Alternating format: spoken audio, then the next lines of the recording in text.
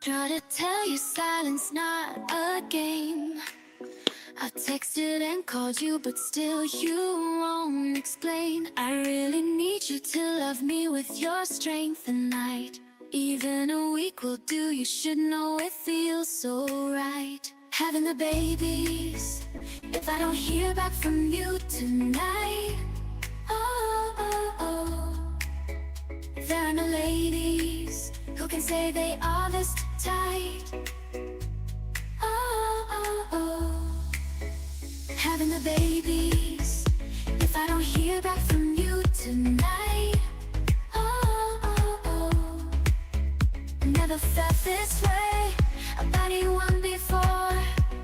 Well, maybe that's not true, there were 2 or 3 more, but no one would sign this thing, so it's all now up to you. It's not gonna hurt at all, just a solid week or 2. Oh, having the babies, if I don't hear back from you tonight. Oh, oh, oh. There are no ladies who can say they are this tight. Oh, oh, oh. Having the babies, if I don't hear back from you tonight. Oh, oh, oh. If you sign it, I will take the pills today. Twin flames will get doused and go away. Let me in, I wanna be one of your tribe. You and me have a real friend, love of vibe. Oh, having the babies, if I don't hear back from you tonight. Oh, oh, oh. There are no ladies who can say they are this tight. Oh, oh, oh. Having the babies, if I don't hear back from you tonight. Oh, oh, oh. If you sign it, I will take the pills today. Twin flames will get doused and go away. Let me in, I wanna be one of your tribe. You and me have a real friend, love of vibe. Oh, having the babies, if I don't hear back from you tonight. Oh, oh, oh. There are no ladies who can say they are this tight. Oh, oh, oh. Having the babies, if I don't hear back from you tonight. All right. It's enough already. Welcome to the program. It's me, Megan Fox. Welcome back to the show. I'm with Rachel Juarez and Lauren Knighty. Don't forget to unmute yourselves. I muted you while you were backstage. We have breaking news. I've been sitting on this for a couple of days, but I've been working on it. You guys, do you guys remember when Ronn Owens was insisting to anyone who would listen that she was not a Bachelor fan? Mm-hmm. You guys remember this? Let's take a little walk down memory lane, shall we? Because there are things that she wrote about The Bachelor and her not walking. Here's an email that she wrote to Clayton where she claims she didn't watch The Bachelor. That's not why she's into him. I think it's in the third paragraph, fourth paragraph? God, there it is. 6th paragraph. 6 paragraphs, folks. That's how many paragraphs this woman writes when she writes an email. Little walk down memory lane. Here we go. It's a little bit fuzzy, but I will read it to you. Don't worry. I have no desire for money. Sorry. What? It's a lot. It's just a lot. It's a lot. Look at this thing. Look at it. I mean, it's mammoth. It's wallow text. I have no desire for money because I have more than enough. I have no desire for fame because I experienced what that was for the entire time I was in San Francisco. Yeah, you were very famous. Yeah, your dad was very famous. I completely understand why you would be suspicious of women being after you for being on The Bachelor, but that is so not me. And in fact, I think it's the least interesting thing about you. No, I always forget that people might be joining us and be like, who the hell are you talking about? Talking about Laura Owens. Laura Owens has been indicted now, 14 felonies for faking pregnancies, fraudulent schemes, faking pregnancy with The Bachelor, with Greg Gillespie, with Mike Maricini. She hasn't been charged for that one yet, but she will be eventually, I believe. And now that everybody has their paws all over it and are be careful, folks, who you listen to about this story because they don't have the facts. Law and Crime is trying real hard, but 2 years, it's hard to catch up at 2 years of a case. I woke up from my nap to a text from you and you were like, who is this Anjanette person? Stop it. No, I love her. We love her. We're very happy that she's doing what she's doing. Oh, it's good that they're covering it, I guess. But the fact that they keep fucking it up is just, not my problem. And also, it's their problem. They should do their homework. Flux! Are you ready for this, Flux? Are you ready for this? I'm so ready. Rachel, if you haven't met Flux, this is my good friend Flux. And hi. I feel like you know each other. We do, yeah. All right. So she says here, so these are emails from way back when Laura Owens sent to Clayton Echard. And she's trying to convince him that she doesn't care about him because he was on The Bachelor. Oh, no. That was the least interesting thing about you. I have never felt more empowered in my life than when we were doing real estate together. And I crave that feeling of confidence again. That was because of you. Okay, so she mentions The Bachelor. She's not into The Bachelor. Totally not. And by the way, thank you, Jen, from All the Best Research, for pulling these things for me. I really appreciate it. Here's another one. I watched about half an hour of clips today from The Bachelor for the first time. I didn't know that you had such a cold side until today, and I was truly stunned at what I saw and experienced firsthand. You can turn this around and be nice. If you saw my message, I said I'd likely have until tomorrow if you want to sleep on it. I'm not taking it unless it's for a good reason, and don't even have it to trade tonight. Does that sound reasonable?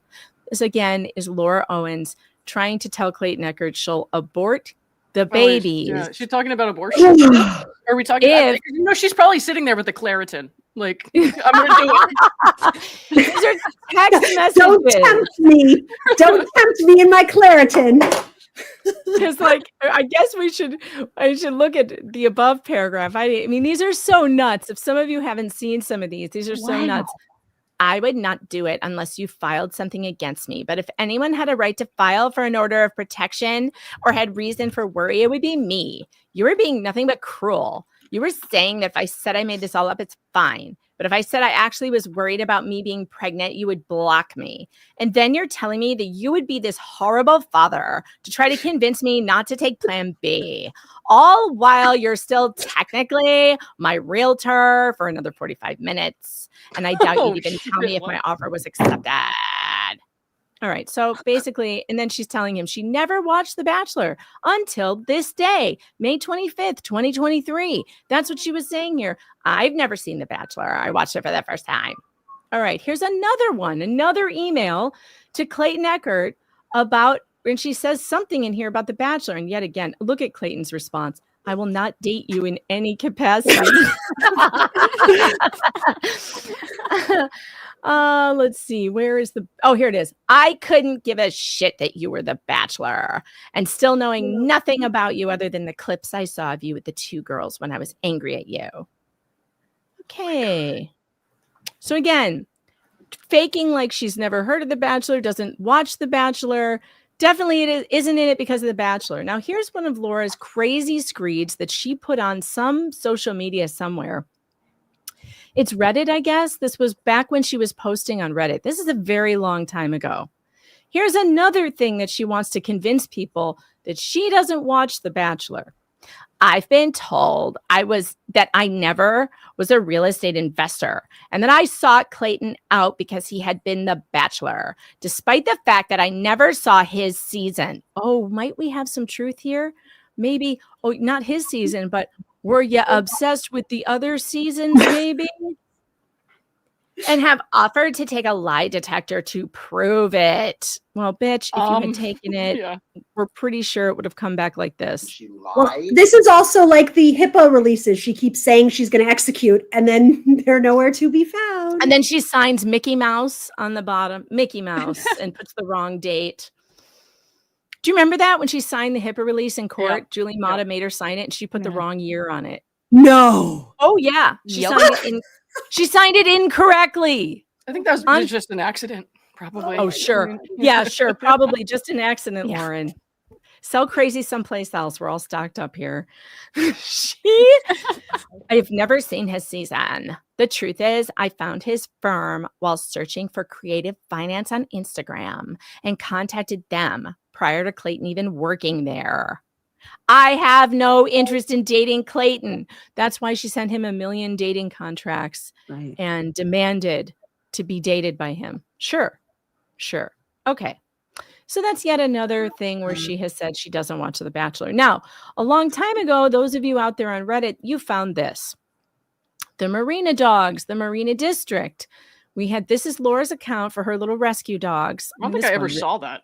This one is really cute. Right, Look what either. Look No, what I it never saw says. Oh. When Bachelor in Paradise is on and he asked to change the channel. # get your own remote. All right. So we knew that, and that was 2019. So she's posting on Instagram about watching. And she runs this account? Yes, she runs Got this it. account. Here's another one. Remember dumbass. this dog? Remember this crazy dog? Poor Buttons. Poor Button. He's so derpy. The derpiest dog ever. So cute being derpy. He's pretty cute, but those He's pretty bulging cute. eyes, I'm not going to lie. I mean, he's pretty cute. And here it is, already ready for The Bachelorette to premiere 2018. I mean, so we knew that she was not telling the truth. But what do I have for you today? Oh my God. Last time Rachel and I were on, I put out a call for anybody at KGO to please contact me because I want to know what is the hold that this guy has over the city of San Francisco. What is it that Ronn Owens, why does everyone just protect him so much? And I got contacted by inside sources at KGO. One of them sent me this never before heard, except for probably in San Francisco, interview that Ronn Owens did with Bachelor Ben Flajnik at the request and desire of his daughters because, quote unquote, they are obsessed with the show. Yes. And this would be in 2014. Is everybody ready? Is everybody ready? Yeah. All right. I hope this, I just rendered this. Let's hope it works. Can you hear it? Yeah. So as I said more than once, Ronn Owens, KGO Radio, I live in a house, well, it's an estrogen house. I've got 2 daughters, I've got a wife. And so the Bachelor is something that is never missed in our home. I usually... The Bachelor is something that is never missed in our home. Yeah, that's not subtle. Whoa. The Bachelor is never missed. Now, by the way, the person who sent me this had inside knowledge, direct knowledge, that this interview was requested by Ronn Owens' daughters. They insisted that he get Ben Flajnik on the show. And the people who set the show up were, you're going to see there will be a special guest on this show, a special co-host he's about to introduce. him in for the first one, maybe the second, and then the last couple because it's hard to go shopping without seeing who the Bachelor is on every cover. So with that in mind, Ben Flajnik, who is a successful Bachelor, he's the one who won. What is it? Well, why didn't you correct me? Why is she correcting me? Flajnik, yeah. Flajnik. Silent J. I was just Well, gonna why you have watch- the I J? was- What's the J in there for? I Why don't you ask- take it out? Ask the Slovenians. Is that They got character? me. The other voice that you're hearing is that of my older daughter, Sarah, who is far more equipped to do an interview when it comes to The Bachelor than I am. And she has taken some time out from her advertising career to spend this little time with us. So, Sarah, go to it. Talk with Ben about the... Sarah is the co-host. And Damn. yeah, Sarah's the co-host. By the way, from what I understand from the insiders at KGO, the Owens family really enjoyed their hobnobbing with celebrities and being able to get in touch with any celebrities they wanted. And they enjoyed very much, Ron enjoyed his black card, his American Express black card very much. He liked flashing that everywhere he went.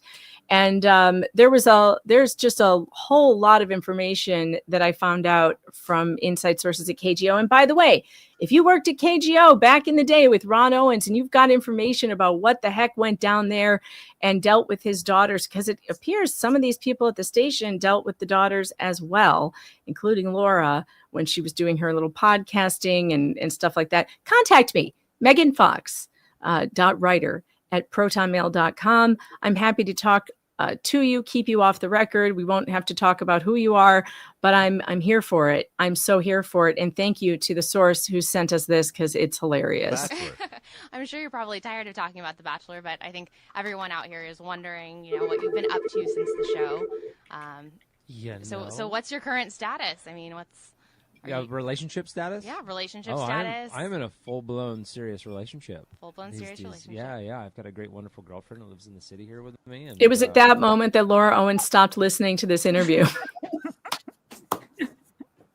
Do you think it's possible that Laura was targeting him for her next, get this guy on the show? Daddy. When did this take place? 2014. So this was 8 years before Clayton's season, right? Well, no, only 2 seasons before his season, though. So was it? No, way more seasons before. I'm looking at Wikipedia. No, Flanick was season 16 and Clayton was season 18. No, Clayton was season 26. Oh, he was 26. Okay, Yeah. even better. This woman has been obsessed with The Bachelor for a long time. She's been watching for a long time. Yeah. Very long time. Well, how tall was Ben Flanick? We need to find out. We need to find out how tall he is. I don't think he was that tall, but I don't know. Somebody was looking it up. I thought it was Kris Jenner. Didn't I read that? Oh, there was that too. No, my good friend Chris. Chris is awesome. That family is actually really quite nice, and we've had some fun together. Chris and I we're working on a business endeavor. 6'2", 6'2". Oh, he's 6'2". See, we've got stuff in the works, but she's a very. I did not realize that. I mean, he's 2 inches shorter than her usual, but still, that's still over 6 feet. Wait a minute. Hold on. Let me say that AI says the summary is that he's 6'2", but I'm now seeing some comments like, ha ha, Ben Flanick is not 6'2". He's like 5'11" at best. That's what I really. Well, his Hollywood bio says 6'2" as well. Yeah, Did he ever play sports? I wonder if he played sports. I haven't been stalking him the way that these people have, so I'm not really sure. Yeah. Was he an athlete? The look is not quite right. Oh my God. Sports Illustrated has him as 6'4". No, that's not a thing. It's unbelievable. I wonder if he played sports. I don't know. I don't feel like he's in her profile though. No, he's not. No, he's not like the all-American. But here's the other weird coincidence. He ended up with Courtney Robertson, and Courtney ends up being a part of this story, which is crazy, because she had like some inside information because her husband worked in the Maricopa County Attorney's Office for a while. Oh, wow. And Courtney had been interviewed by Dave several times about, what she was hearing and what she knew. He is the winery guy. Yes. So Ben Flanick is the guy who owned a winery. Oh. Yeah. But I think he's a Californian, like he's local, which is what made me think maybe she was going for Daddy, I want you to get me a Bachelor. Daddy, get me one. I want one. I deserve one. Your friend and an awesome woman. Cool. I'm pointing it to you. I can't even, the studio is so magnificent. I can't even see my daughter who is right next the big to me. screen there. There's a Q and an A or something like that. How do you get involved with them? I mean, you think Kris Jenner, you think the Kardashians and all that. How'd you do? Because they were both ABC shows or something? No, I actually did her what did I do? Her talk show. She had a talk show called Chris, and one of the producers who I was very close with on The Bachelor, I ended up working for the Chris show. He's like, "Can you do me a solid and come in and be a guest?" And I said, "Absolutely, I will." And Chris Harrison was hosting that day, and so that was kind of how we got in touch. And she's like, "If you're ever in town, you want to grab a glass of wine and talk shop, let me know." And I feel like she probably offers that to a lot of people and guests, but no one really takes her up on it. So I was in town with my business partner, and I said, hey, Chris, you around? Want to drink some Chardonnay with my friend and I? It's like, fine, let's do it. So did you bring your own wine for that then, or did you sip on something else? I typically don't really bring my own wine anywhere. The first time. Anyway. Your own wine is called. Let's make sure we get it's called that. Involve Winery. Yeah, so we're a Sonoma winery. We do all organic and biodynamically farmed vineyard, single vineyard work. We get a tasty room downtown, but I try not to intro with that because it's a little presumptuous. Hey, this is me and my wine and that kind of thing. So I generally bring something French. Isn't it easier to say, "Hey, I'm Ben and I won in The Bachelor"? Not really. I try not to. I like downplay that like whoa. A lot. Yeah, all the time. I'm trying. That's been the biggest hurdle since the show is differentiating the two, because I've been a winemaker for almost a decade, and I did The Bachelor 2 odd years ago, and so it's hard to separate the two. So people come in the tasting room and they're like, "Where's The Bachelor?" I'm like, "Well, I'm a winemaker." Or they're asking about a certain varietal or something like that. Yeah, so two totally different types of people. So it gets frustrating at times to try to separate the two. The Bachelor was a great experience, but. Well, you told me and Sarah you've never seen yourself on The Bachelor? I watched the first couple episodes, and that was it. And the reason being is because I was with Courtney, and we were still engaged at the time, and she was made out to be the villain and wasn't nice to the girls and all that kind of thing. So I kind of like stick up for my girl at the time. Yeah, and so I didn't really watch it. I didn't want it to affect. By the way, Courtney Robertson is like the nicest girl ever. I met her in Vegas. She is so sweet. She is so kind. She like attacked me in the bathroom. It was really funny. I was like, "Whoa, what is happening?" She was like, "Oh my God, I know you."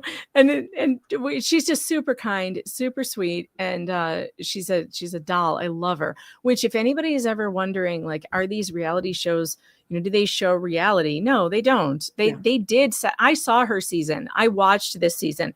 They made her out to be the biggest bitch ever. That is not Courtney. Like, literally, she's so inhumanly nice. And she's married to the nicest guy too. They're like the two like nicest, kindest, loveliest. They're so people. cute. They're so cute. I know. I'm sorry about the volume of this. It is what it is. We'll try to mute when we're listening, so that you guys don't hear us like very loud in your ears. Affect the relationship as much. Did you feel forced to propose at the end of the No, whole thing? you don't have. There's so many common misconceptions with the show. You don't have to propose. You don't have to do anything you don't want to do. You can leave. You can go home. You can do it. You can really kind of do whatever you want. Yeah. Do the producers play a big role in the show in general? In terms of who stays, who goes? No, not really. I mean, it's kind of up to you. You get to pick who you want on the dates. I mean, the dates are set up, obviously. The producers plan the dates because they're these extraordinary things. Yeah. And I wouldn't be able to pull anything like that off. Yeah, I've set this up for you, But it's no. Aside from like the date stuff, you're really kind of on your own. I mean, it's exhausting. I mean, there's a lot of interview time and how your feelings and how you felt about. But when they say like, we want to take you to such and such a place, the producers have planned this thing and they know exactly the reactions they want to elicit, don't they? No, well, I mean, naturally everyone's going to be happy when you say, "Hey, we're going to Switzerland," or "Hey, we're going to Belize." And they probably give you cues too when you're being interviewed, like talk about this or talk about that, don't they? Not really. I mean, there's general questions, Yeah. How do you feel about this person or that person, and that's the show. That's the premise. Okay, Sin Castle says, "God, are we sure that isn't Laura impersonating Sarah?" No, it actually is Sarah. It really is similar. They do sound similar, but yeah, no, it is. It's Sarah. I mean, the rest of it is kind of boring until you get to one of the callers. Maybe I should just skip ahead to the caller because there's nothing that really happens here other than like the best part is him in the beginning saying, "We never miss it in our house because of my daughters being obsessed with the show. We never miss it." It is. So anyway, there's a caller that pops in. I don't even think I've listened to this whole thing. There's a caller that pops in that's pretty funny. You're like, "Guys, I keep making these rounds. Like, what's going on?" And then all of a sudden I get the call one day and they're like, "We'd love you to do the Bachelorette." And I was like, I looked around, I was like, "It's after this." Oh, thanks, man. You would. You come up very human and very normal. Yeah. Up there really for the last and this is another thing I found out about Ronn. Oh, this is funny, you guys. So I found out that Ronn has a hilarious track record with just being kind of rude to people he's interviewing. He made Alicia Silverstone cry. That's rude. How? Well, because I guess there was some I mean, this is kind of weird. I guess Alicia Silverstone was interviewed somewhere where she said she pre-chewed her baby's food like a bird and put it in her baby's mouth. And so as soon as she walked into the studio, before they were even recording, he goes, "So what's with you chewing your kids' food and spitting it in their mouths? That's weird." And she was just like, "Oh, well, it's this thing that I read that I guess I do. I thought it would be interesting to try." And she was taken off guard, and she thought that was it. And then he starts interviewing her on the air, and he does it again. "So what's with this thing that you're chewing your food and spitting it into the baby's mouth?" And eventually, he wouldn't let it go, and she ended up crying and leaving. And Is that a weird thing? Because like I know parents who have done that. Like they don't spit it into their child's food, but they'll like pull it apart with their teeth. Or like I've known parents to do that. It's not that weird. I mean, of all the things that you share with your kid, I mean, you've got your hands in their poop all day. It's I think it's weird. It is kind of weird. I've never chewed my we still kids' do food. that. In my house, we still do that. So Yeah. It's It makes dinner with Lauren really awkward. Well, I live alone, so it's not that bad. But thanks for sharing, I guess. Yeah. And then I found out that he It's probably So a he weird also- California thing. he also No, got into- it's not. It's not. just a weird thing. Okay. yeah, Rachel should be able to tell What us. part She's of- on TV. Maybe I mean, it's I've the known a lot of homeschool parents- circles of Cali. Yeah, I can see why it might seem like a California thing, but I know a lot of parents with a lot of different parenting styles. I've never heard of anybody doing that. Yeah, this is a great one. I don't care. Need to know says, "What's up with your 30-year-old daughter living at home with you, Ron?" Yeah, somebody should ask him that. Like he's the king of the blunt question, I guess. Like he would say things to people that would on the air that would just make them really uncomfortable. He got into a fist fight with Burt Reynolds once. On the air. Apparently, do you remember Burt and Like Lonnie for had real? Yeah, for real. So Burt and Lonnie had that really awful divorce. It was nasty. It was very nasty. It was all over the tabloids.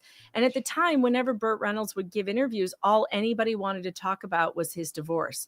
And he didn't like that. And Burt Reynolds would just tell you he didn't like that. So apparently Ron asked it is like an urban legend now, but it's real. It was confirmed to me that it happened, that he asked some rude question about Lonnie and the divorce, and on the air, Burt Reynolds was like, "Do you always talk like this to people? Like, what is wrong with you?" And then on the break, he came after him, and they were fist fighting in the studio. Amazing.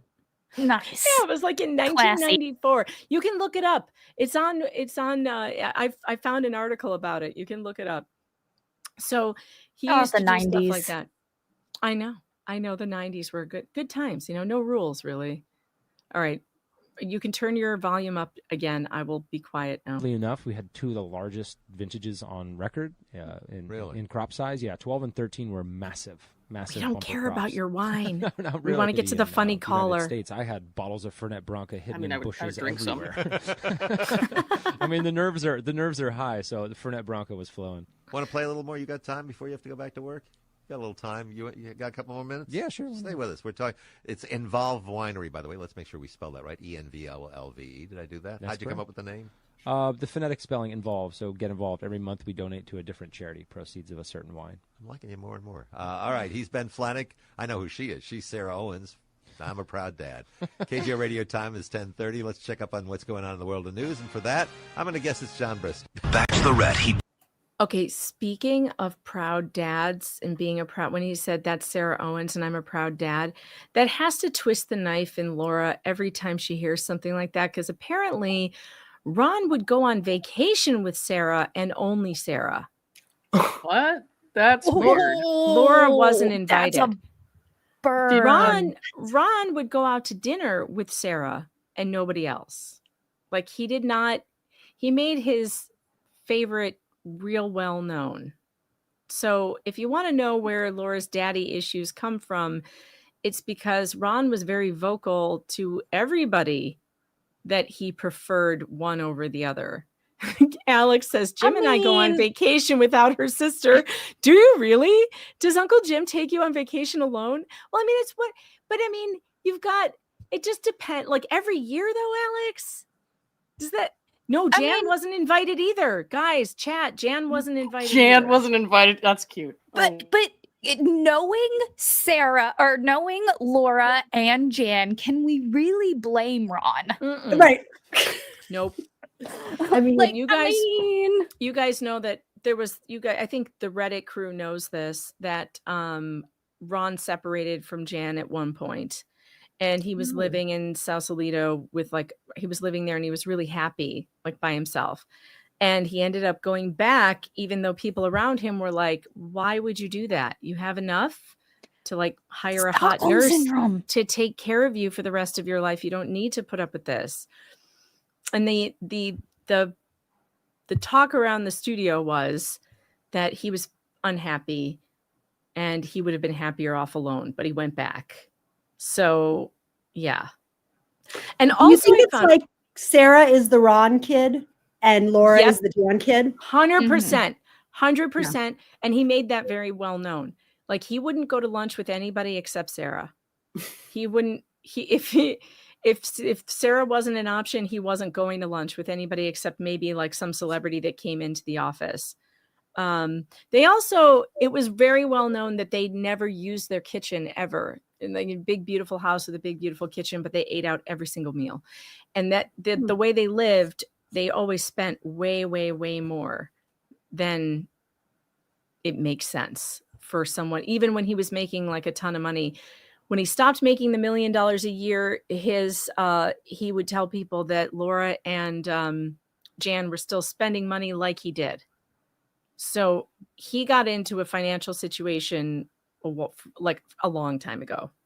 And it might not have been the gambling. Everybody said he had this big gambling problem, but the people who knew him said, yeah, he gambled occasionally on sports, like in Vegas, but he didn't even have a bookie.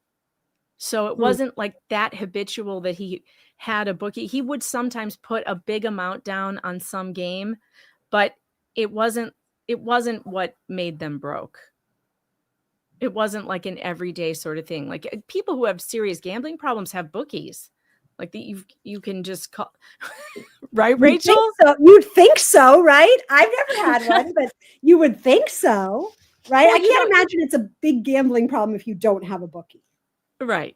Unless you're living like right next to the casino in Las Vegas. Right. Unless you can go there and place the bets yourself, which he didn't. It seemed to be more of like, yeah, he liked to gamble, but it wasn't that. It was the incredible spending. They ate out every single night. Every single meal for their entire lives. People were saying they didn't think that their kitchen had ever been used. Like that oven was never turned on in like ever. That's so sad for a kitchen. I know, right? Like why have those giant stoves and not use them?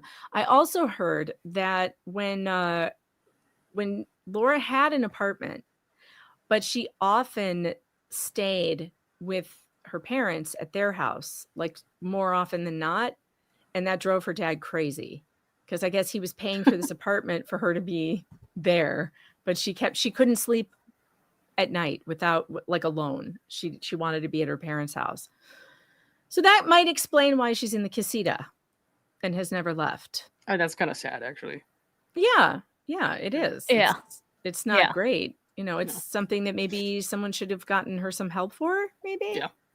Yeah. I mean, among some other things. Yeah. All right. The other stuff is trivial. It doesn't matter. The ultimate risk. Will you marry me? Faced the ultimate rejection. I'm sorry. And walked away with his head held high. You can't leave something like this on good terms. Monday, January 2nd, Ben is back in a season full of surprises from the very first night. It's a hell of an entrance. And whatever this is, I'm down for it. Him speechless. It's The Bachelor. Bachelor, right? The Bachelor season. It's clips from his Boy, Bachelor. they used to make that sound like I was like about to start watching that too. I know, I would watch that all like day an long. Action movie. I know. We it need to sounds get that fantastic. advertising person back, man. Look, it was back when what's his name was on. He was the best. After he left, the show just went downhill. Chat, don't forget to hit the like button. There are 1,100 of you in here, and probably some of you over there on Rumble. I wouldn't know because I ignore the Rumble ghetto completely.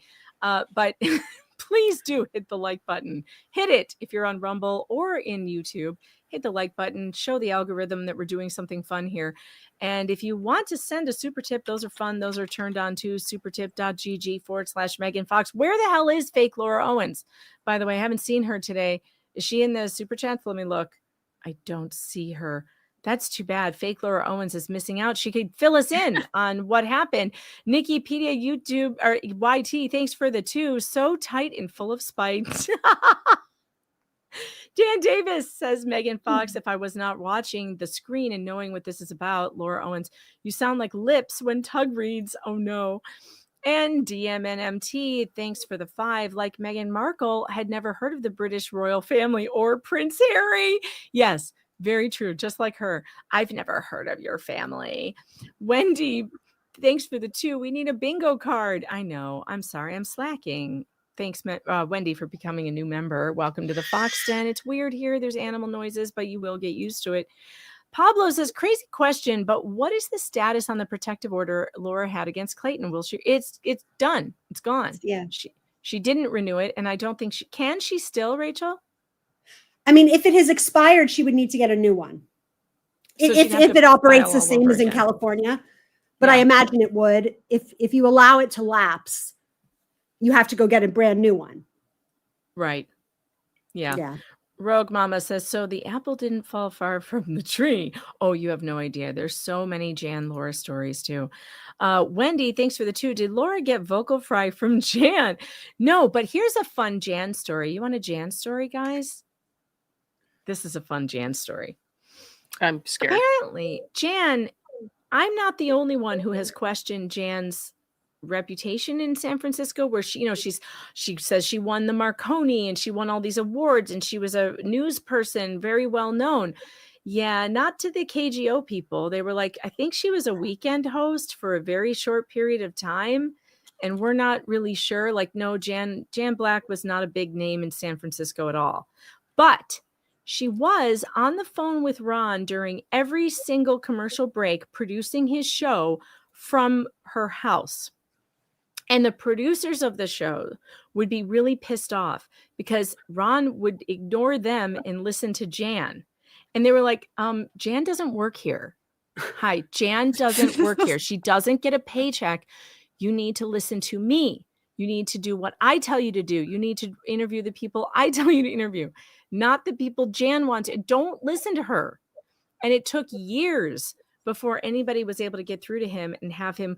They finally got him down to only calling her on news breaks, which were every half hour. But he was on the phone with her every single commercial break. Stockholm syndrome. I'm pretty sure we could make a strong case here for that.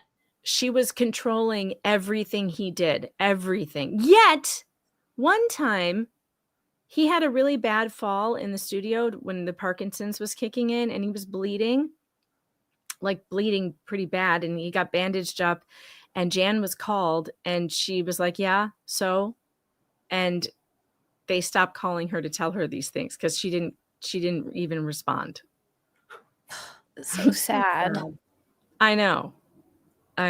But like, she was so into like the producing of the show and Ron's public image. But when he fell and hurt himself, she was just like, yeah, what do you want me to do about it? Which is weird. Yeah. So, all right, we'll continue with this. Premiere Monday, January 2nd. Ronn Owens with Ben, who is a winning bachelor, if you will, and Sarah Owens, who is my winning daughter, one of 2. That's kind of funny. I just heard your proposal. Will you marry me? That was which it. one? It was kind of like, but I mean, it was just kind of like, one of 2. Sarah's the winning one, though. Wow. Sarah's the winning one. That's really awkward. That is one as of like 2. somebody who is also a second daughter, like, ouch. That would hurt coming from your father. Yeah. Especially the father who tells everyone that like he prefers Sarah. Like he would tell people that, like, Sarah's mine and Laura's hers, and Laura and her mom were just doing horse things all the time. That's what they were doing. They were at horse events constantly. And yeah, I mean, it was cruel. Diana, that was cruel. Like, that one hurt. Like, my winning daughter, well, one of two. Yikes. Yikes. But hey, by the way, do you know that Laura and her mother interviewed the What to Expect When You're Expecting lady on their podcast? Shut up. Well, they also interviewed those fertility people. Remember the fertility people that she said she had the kit from? Like, just so you know, I tested my fertility and I'm very fertile right now. I mean, that's going to be a listen later. Mm-hmm. Anyway. Yeah, I feel like, okay, guys out there, if you're fathers, make sure that you don't do this. You know, try to treat your kids the same, even if you like one a little better than the other. Try not to let them know or the world know, because it's a little harmful. It's kind of harmful. But also, as an adult, like, everybody has to deal with their daddy issues. Everybody has them. So it's not an excuse to go and fake a bunch of pregnancies on some innocent men who never did this to you. Right. Like, if you're mad at your dad, take it out on him. Okay. Talk to him about it. Don't take it out on all these men. Will you marry me? Did you have to Didn't have a lot of practice that? enthusiasm in that. Yeah, I practiced that for sure. Did you rehearse that over and over Oh, again? yeah. And then they cut it different times, or it was just like one live. You get one shot. One shot, and you that's get one shot, and that's it. Oh, that's crazy. Yeah, it's funny. That stuff kind of feels like a dream. It doesn't really feel like it happened anymore. How does it feel like when you're walking into a supermarket and your picture's on the front of these tabloids? Yeah, well, it's not even tabloids. You got People Magazine and stuff like that. That's legit press. People's legit. I mean, with the Us Weeklies, it depends what they're running. You know, if it's a positive story. Oh my God, great. It's good for. What? Where did you find this? Oh my God. Hold on. I'm getting stuff coming in from Discord right now. Let me get the pictures? Where did she find these? No idea. Where did she find these? Jen, where did you find these? Okay, we have pictures of Laura and Ben Flanick. And it looks like maybe at the station, I see station lights. This could be at KGO. Oh my God. Hold on. This case surprises me every single day. Oh my God. Look at this. But I got to take this down. How do I take down what's on here? Remove, add to stage. Oh my God. Discord, I swear to God, you people, all the best research, you never fail to amaze me. So she was there, but he didn't let her on the radio. Apparently. You know, it's funny. I asked the source, I said, why wasn't Laura doing the interview with him? You know, she's the podcaster. She's the one who did the pod. And she said, I honestly can't remember. God, what's going on with Laura's eyebrow? That is a bushy brow. It was the 90s though. But wow, it's a lot of eyebrow. And that's not the only one, folks. We've got more.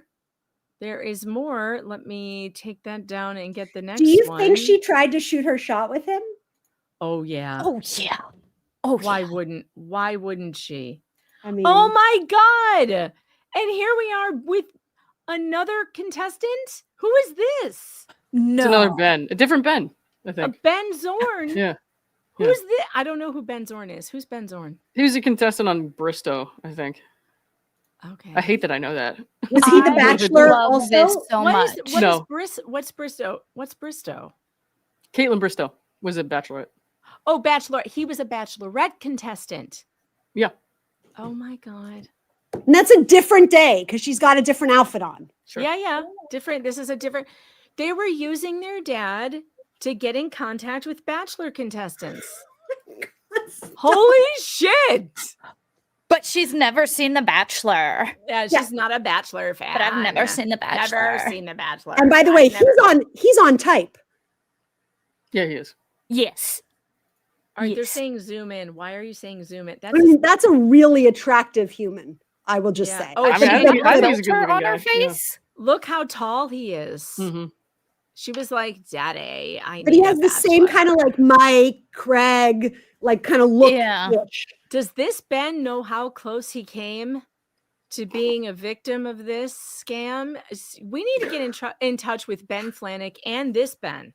We need to get in touch with both of them and ask them, do you know that you were almost a daddy of twins? You were almost a fake daddy. You were almost. Oh my God. That's the kind of DM you want to get from a stranger. I will say, I really hate that she's holding golden Oreos because I love golden Oreos. What does that They're have to so do? good. There must be some joke about the Oreos. There must be. But they are double stuff Oreos. Double? I don't know. Double stuffed Oreos. Well, there make were a lot of jokes out of that these days. There were tonsil twins. There were two oral arguments, shall we say. I listened to somebody on Law and Crime struggling to explain what kind of sex was happening that didn't result in pregnancies. And I was like, why can't you just say oral arguments? Everyone will get it. And you are Law and Crime. Why don't you just pick up on the joke already? And it was just funny. They were like, I'm going to try to be delicate about this, but it was the kind of sex you can't get pregnant with. And I'm like, well, that could be anal too. And Tony Robbins.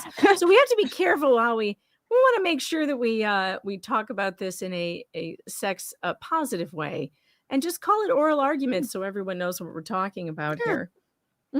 Yeah. Just say, for fuck's sake, just say oral. What's wrong with saying oral? I don't know. Law and Crime is iffy about it, I guess. They don't want to say oral. Well, they don't want to say a lot of things. You have to censor a lot of words online, I guess, if you don't want to get advertising hits or whatever. They could change it to oval for safety reasons.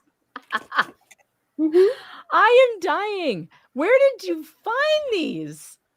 Jen, where did you get these? I'm dying to know where these came from. Holy cow. Wait. What's that? She had on Nobody Told Me podcast. Did she interview him? Their second episode was with none other than Ben Zorn. She interviewed him. Man, that person got farther down the list of That's what I was doing. I was like on their podcast list, like going down to see who she interested. Did you say second one? They interviewed. Second episode. Went further than me. The first episode is February 13th, 2018. Oh. And there's one on, and it's the second one. Let me see it. I think she gave me the link. Hold on. Yeah, mine only goes back to 2019. What I can find right now. Oh. Okay, wait. Hold on. Oh God, there's a lot of these. They did a lot. How many? Well, they recycled a lot of them too, so it was like all replays for a couple years. So. Really? Is that? Yeah. Wow. This was a long time that there was on. Yeah. I can't believe they had this many episodes. I am shocked by this. How many do they have? I don't even know. I see hundreds. It looks like thousands to me. It looks I'm curious to know how many of those are just replays though, because at some point they stopped making them, and it was around. It must have been before she met Clayton. I found it. Yeah, I found it. Okay. It says 999 independent ones. That's the summary on Apple Podcast. Wow. Obviously, I don't know if that's right. But. Okay, we're totally listening to this interview with Ben Zorn in just a second. Yeah, we're listening to it. I found it, Maybe but go first we have I'm to get to scared. the hilarious caller in this one, and then we will switch. They're always nice to everybody, aren't they? I don't know about that. Us Weekly's got it out for me. They've always had it out for me. Everything they run is just something so false and made up. It's Oh, we missed the part where Ron said People magazine was real media. I snorted when I heard that. People magazine is real media. He said they're not a tabloid. Whatever. Okay. crazy. That sounds a little paranoid. Why would they have it out? I don't know. They every single thing they've ever done about me has been something negative, and they've never checked their sources. Well, did that make it harder for you to actually date in real life after the show? Yeah. Having to kind of combat all of those different rumors? Yeah, for sure. Absolutely. I'm skipping to the callers.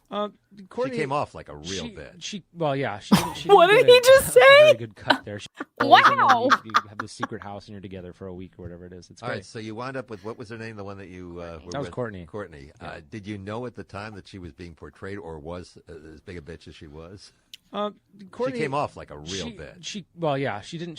Oh get my a God, very good cut Ron. there. She's actually Okay, see, there's the perfect example of Ronn Owens saying things he should not say in the middle of interviews. She came off like a real bitch. Courtney, I'm so sorry. Courtney, you're so lovely. Like, we love you. Okay, we love you. Actually, a really, really nice The Bachelor totally did you wrong. person. She is, and I wouldn't have proposed to her if I didn't think so.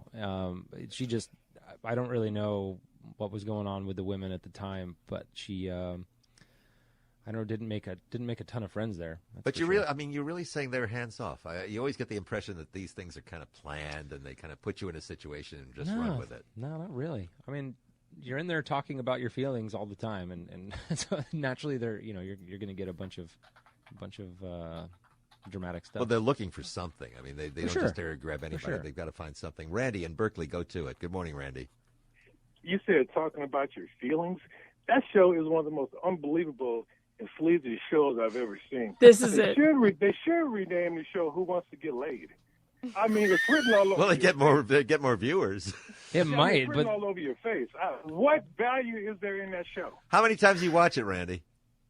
You know, I scan the channels, and I just kind of sit there. Sure, Randy. I got to give Ron credit. That was a great comeback. That was a great comeback to, well, how many times did you watch it? To this criticism of the show. It really was. That was good. I could tell that Ron, I know why Ron's a good radio host, because he does say things that make you go, what? He was good. He was good at what he did. And the people I talked to at KGO, they laughed uproariously about some of his antics behind the mic, which tells you he was a good radio host, because that's what they're supposed to do. They're supposed to make people go, oh my God, did you hear what Ron said? So getting into a fist fight with Burt Reynolds, it's peak radio in the 90s for sure. Sure, Randy. Yeah. But I wish somebody would give me 50 chicks and say, here, take your pick, okay, you get laid. You just go to a bar. Go to a bar, Randy. It's the same difference, man. No. Listen to what I'm saying, okay. It's I guess it's just strictly entertainment value. Well, of course, nobody's putting it in as news. I wouldn't even call it entertainment, though. Like I said, just change the title to "Who Wants to Get Laid" and it'd be more realistic. Yeah, but that's not really the premise of the show. And there's to be honest with you, there's no real opportunity to do that. I mean, the fantasy suite. Well, yeah, I outside that. I don't know how the women would feel about changing the show to that name. You don't think they'd like that? No, it's a terrible idea. Not as classy. You can't tell your boss that you're leaving for an extended period of time to go on a show called Who Wants to Get Laid. Yeah, that's true. That would make it a little more difficult. No, it's a massive show for a reason. I mean, there is that romantic quality and the Cinderella story in the end, and some work out. Mine unfortunately did not, but there are couples together, and it's as much as I knock the show, I defend the show because I was a part of it, and I really I admire some of the producers that work there and some of the people. Chat, you're killing me. DMNMT says that caller is not watching for the right reasons. All right. We may come back to that because I don't know what's at the end. I actually haven't listened past that point, but I really want to get to this Nobody Told Me podcast. We have to listen to this. We just have to. How long is this? The basics of fitness. That's what they're talking about? God. Yep. The basics of fitness special with Laura Owens, it says. Oh, wonderful. Okay, let's do that. Let's listen to Ben Zorn, Bachelorette contestant, on Laura. How did we not find this until now? How did we not know this was there? Honest to God. Please work. At NBT Bank, yes! We know that life's biggest milestones in high school, but I wanted to do something that involved. Well, you can't have that music. Stop that. Hey. Hold on.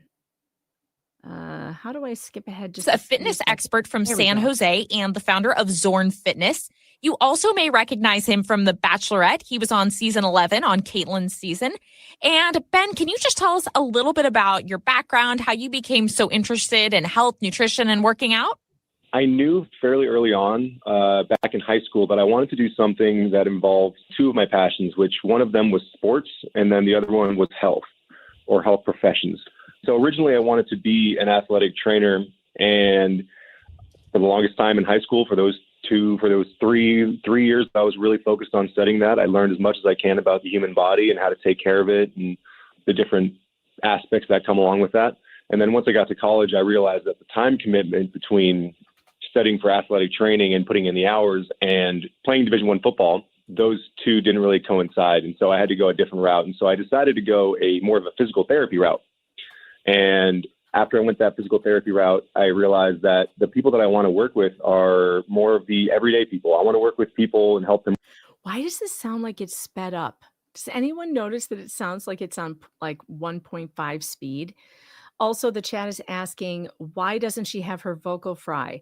Well, we have talked about this in the past. When she podcasts, she doesn't talk like this anymore. But when she's not podcasting, she totally talks like this, which tells you she knows there's a difference between how you're supposed to sound and how she sounds. So it's a put on. It's a total put on. It's weird. And I don't know why this sounds like it's going so fast, but it kind of does. With their weight and help them with overall general health, not just surgeries or recovery. So being a personal trainer, it gives me a little bit more flexibility to do anything that client needs. I know that you work out with clients who are from a wide variety of fitness backgrounds, from first timers to collegiate athletes to people who are just starting to work out for their wedding. And I was wondering, how many times a week do you think people need to work out? I think. See, it's still there. How many times a week do you think people need to work out? It's still Nails there. But on a chalkboard is her voice. It's pretty It bad. really is. It's nails on a chalkboard. And it's like she's reading a script.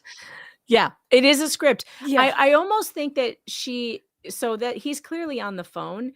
She probably recorded the interview ahead of time and went back in and did her questions and edited them in. I know I've done that before when I interview people on the phone for a long time.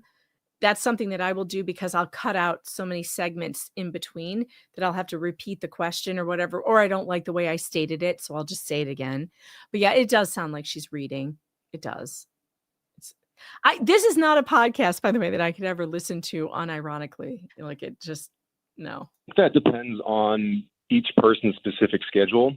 Ideally, I like to tell my clients that if you can move 6 out of the 7 days a week for a minimum of 30 to 45 minutes, then you're doing a good job. Now, how you move on those days is up to you. I mean, if you like to hike or you like to run or you like to be in the gym, that has some flexibility to it. But as far as times per week in the gym, or I would say times moving per week, I would say move 6 days a week. As long as you're active and as long as you're moving 6 out of the 7 days of the week, then you're going to be on. Oh, that reminds me of another KGO story. Guys, you know how Laura Owens has tried to say that all the stress of the JFC cult and all of this has led her to having anorexia? You know how she's blamed us and the coverage? Yeah, that's not true. There are sources at KGO who say that Laura has been dealing with anorexia since a very long time ago, because they knew when it was happening then. Ron was telling them about how she had an episode, an incident. She had to be, I don't know, she had to go to a doctor or something because of her eating disorder. So there are, according to the sources at KGO, there are medical records of her having anorexia way back when, like at least 2014, 2013, around that time. There should be records. So if they ever get if the prosecutor, let's just say in Maricopa County, wants to combat that defense, which is that she's so sick and that's for sentencing and that's why she has anorexia because of all of the stress, they should just get her records for her entire life, and they'll see that it's been a repeated pattern. And which is sad, and I'm sorry that she's struggled with that, but it is a pattern she's had for a long time, according to people who knew the family. On the path to a healthier lifestyle. So what type of workouts are you talking about? Does there need to be a little variety, or can you keep it the same? Yeah, so I usually change it up. So I like to do different things. With my clients, what I usually recommend is that they see me 2 to 3 times a week, and then that they move themselves the other 2. Do you think she signed up as a client? I was thinking it, but I wasn't going to say it. Yeah. Does anybody think that she had her daddy sign her up to be a client of Ben Zorn? Until he wouldn't date her, yes. Yeah. We need to call Ben Zorn. Has Dave tried to call Ben Zorn? Like, has he? I need to text him. And ask I'm gonna him. let someone else do that. I don't really want to talk to Ben Zorn, but Why? What's wrong with Ben? Is he a weirdo? no, I just don't. I don't know. Me calling random dudes seems a little out of my scope. No, you know? we have to have Dave do it. Dave has all the Bachelor hookups. Dave, I would needs to watch do that. it. I would watch that. I wouldn't call him. No. I'm gonna ask him right now. Can you contact Ben Zorn?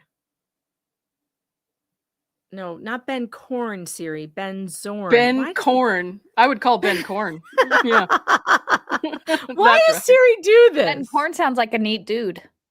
3 days a week. Now, again, it's obvious a lot of it's weather permitting and a lot of it is what that person likes. But if that person likes yoga, then the other 3 days that I give them the option to move, if you want to do yoga, then go for it. I would say the two big components when it comes to moving is making sure that you're doing some cardio, so something that's going to get your heart rate elevated.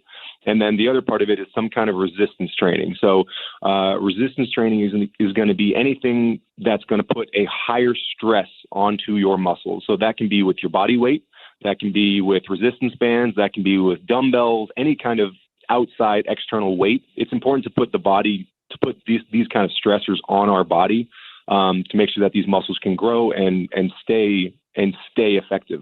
So you're a big fan of personal training when somebody is first starting to work out, because doing exercises on your own, if you don't know how to do them, can be very, very dangerous. What are some of the most common mistakes that you...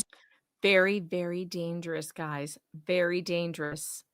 Lifting weights can be very dangerous. Okay, but she's going to Barry's all the time and she's bleeding out. So how dangerous is it?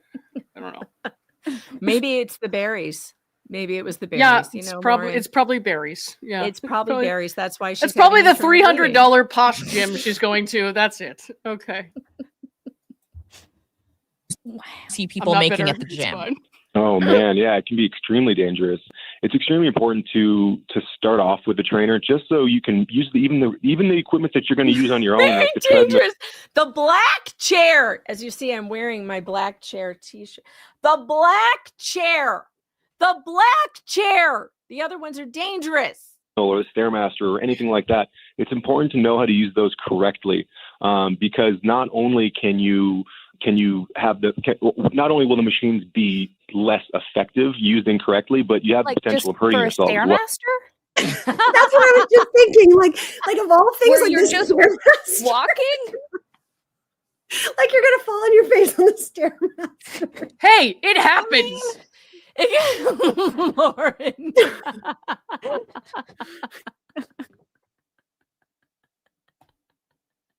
You guys Look, suck. I mean, what is Ben Zorn doing today? I mean, I don't want to dig on the guy, but I mean, this is a pretty boring interview. I mean, haven't we heard this from every gym teacher we've ever had?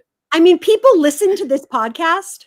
Did they? Because I cannot believe that. No, they didn't. They bought it Okay. from China. They bought their listeners from Chinese bots. No one will ever be Oh. able to convince me otherwise, because Okay. no one listened to this shit. It is the most we can't even make this entertaining. I feel like half the chat checked out already. They're like, we don't want to hear this shit, but we have to. Well, not only folks. that, her voice. It's like every time, it's like daggers in my ear holes. Oh God. All right. Shelly says, Megan, my son tore his labrum. I don't know what a labrum is in high school, lifting weights without proper training. What is it? What's a labrum? That I fully believe. Like lifting weights without proper supervision and training, I can totally understand that that's dangerous. I can even see some of the like stretch it, like some of the stuff you do in physical therapy where you're like in a weird position. I can even see some of that with resistance bands being bad for you. But a Stairmaster, like you either fall on your face or you don't. You either can climb them or you can't. Yeah, Like, right. You either fall on your face. It's just or you don't. stairs. Okay, someone says I was badly injured on a treadmill. Okay, but I was 5. That Oh. checks. Dude, I broke my nose doing a box jump in college. Ran right into a concrete wall, overshot it. Oh. Yeah. It was fun because I was with the team, so everyone got to see it. You Yeah. overshot the box. That's a big. Well, I jump, was afraid Lauren. because I don't like to do box jumps. So I picked the small box and I accidentally jumped a little too high, and so I just jumped into the concrete wall. It was Ouch. amazing. Yeah, like I got my coach tell me I was the least athletic person he's ever seen. It was fantastic. All right, what is a labrum, Flux? Tell me. So I tore the labrum in my hip. It's the cartilage that's in the like hip socket that keeps like your bones from grinding on each other. So if you tear it off, it's literally your hip socket and bone just grinding and grinding, and then it's the most like Laura and horrific Clayton thing. needed a labrum. If they had had a labrum, none of this ever would have happened. I have to go. That's called a dental dam.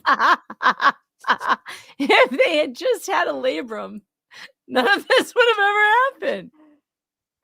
It would have kept them from grinding on each other, and we wouldn't have had any tonsil twins. Just Fair. saying. Very fair. Lauren, by the way, your interview with Clayton, I was so jealous. You got him to finally get the stick out of his ass. I don't know how you There's did not a that. stick in his ass. There's no stick in his You know ass. what I mean? I've checked. He's always so buttoned up.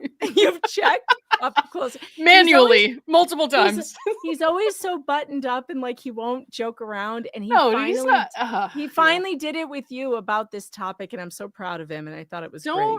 Don't interview him. Just talk to him, and he's fine. He's Don't always interview him.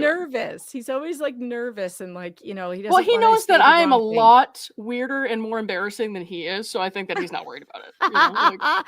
Well, I thought you did a great last job. time before I saw him at Mike's trial, the last time I saw him was in Phoenix. We did Zach Peters' show with him and Omar, and I was like on the ground proposing to him with in front of all these random people. Like he's probably just like this lady. Like there's no way I can embarrass myself in front of this lady because she's done so many weird things to me. It's terrible. No, like Clayton is great, but I think he worries too much about what people.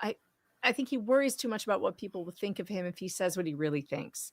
Yeah, well, And he's not doing that now. So I You would got say through- strike while the iron is hot. So You broke through that wall, Yeah. and I'm proud of both of you. I thought just it was just embarrass yourself a little. I think it'll be good.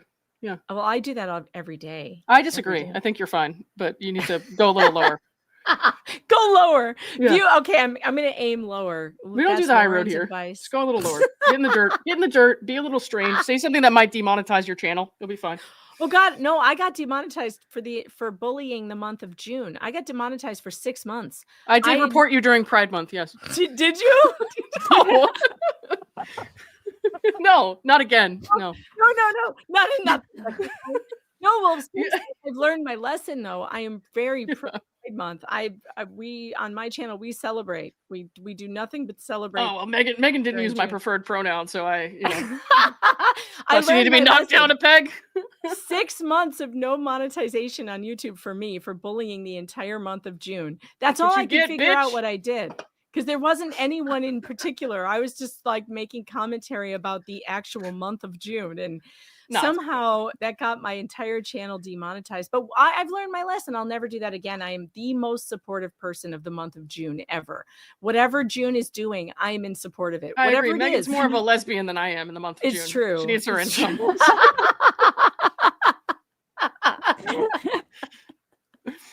Same. Whatever. And Flux is my adopted lesbian daughter. We've got 2 lesbians on the show. We're half it. We have 50% lesbians. I know on the this is like show half the tonight. lesbians I know. We are diverse.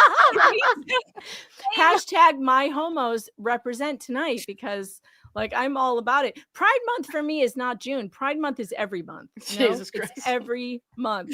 Every month I celebrate my very gay friends, and I have 2 of them here with me tonight. That which is sounds amazing. exhausting. Please don't do that. Well, That's I why see we have people- so many musicals. Rachel's a It's little fine. gay, and I feel like Rachel's a little gay. I feel like I feel like maybe not. that's not what you said in Vegas. When did I say anything different? Just teasing. I'm teasing. But are you trying to say you didn't? I don't know. I saw you. I saw somebody I feel trying like to make you kind motorboat of that. did. So I- it's kind of. That's right. She got Yeah. motorboated in Vegas. Against my She will. was doing the motorboating. I wasn't To even be there. fair, everybody loves boobs, gay, straight. It Well, doesn't that's matter. true. Everybody Yeah, loves boobs. and by the way, it was a bachelorette party, and this is this is what I said to Lord. Way oversold this video.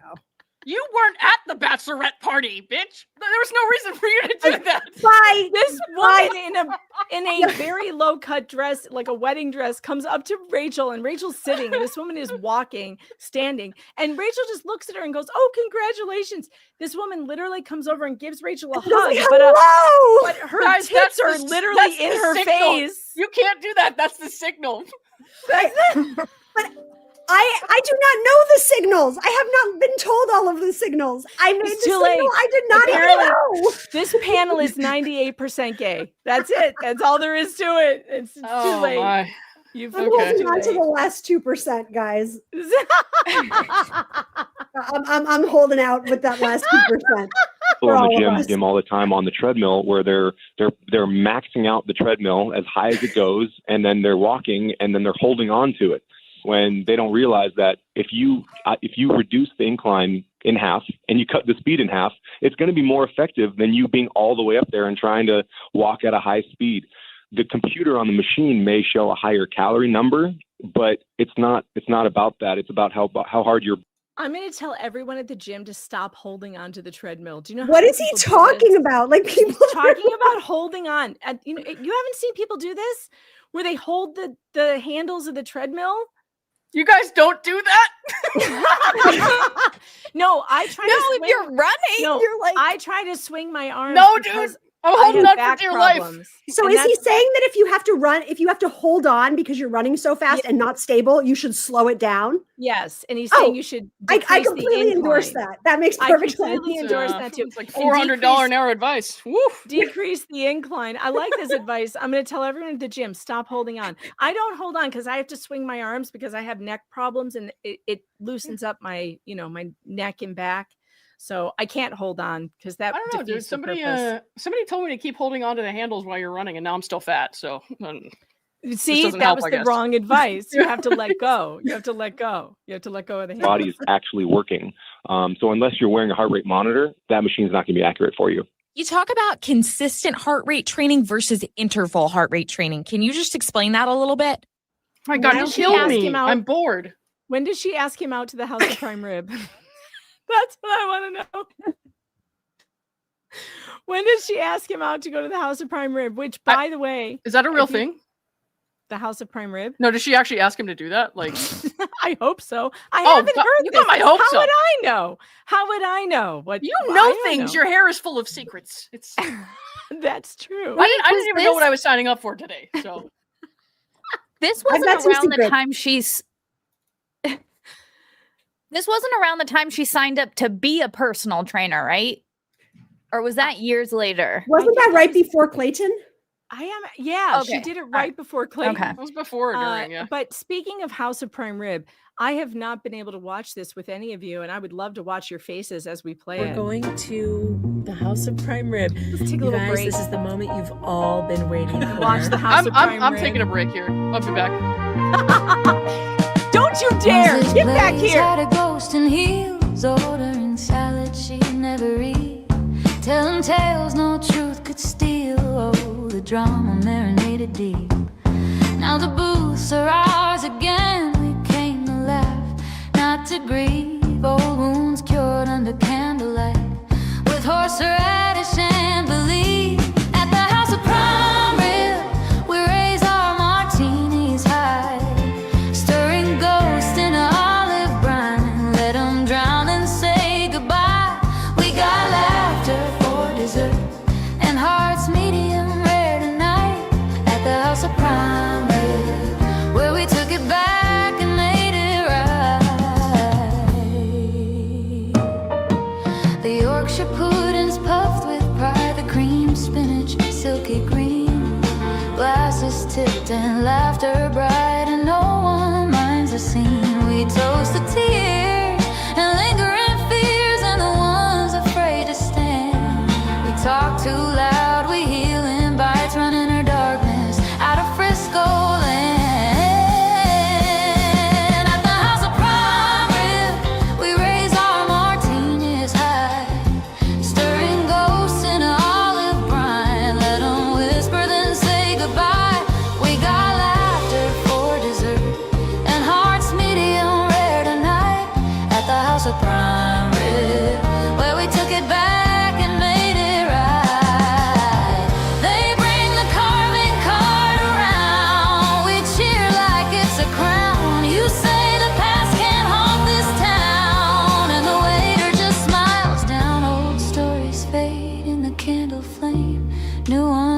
their place, and even the faker's name can't steal our happy taste.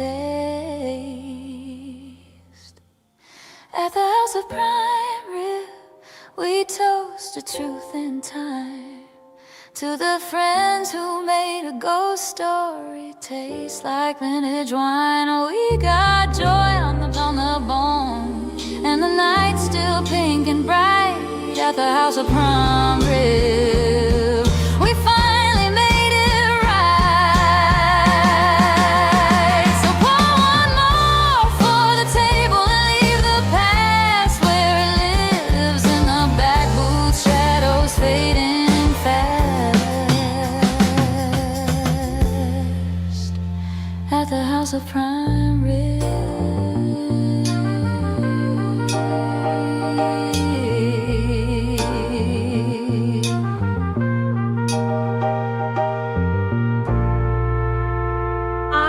That video, Lauren, you're crazy if you don't love that video. I don't remember half of it, so I don't know if I love it or not.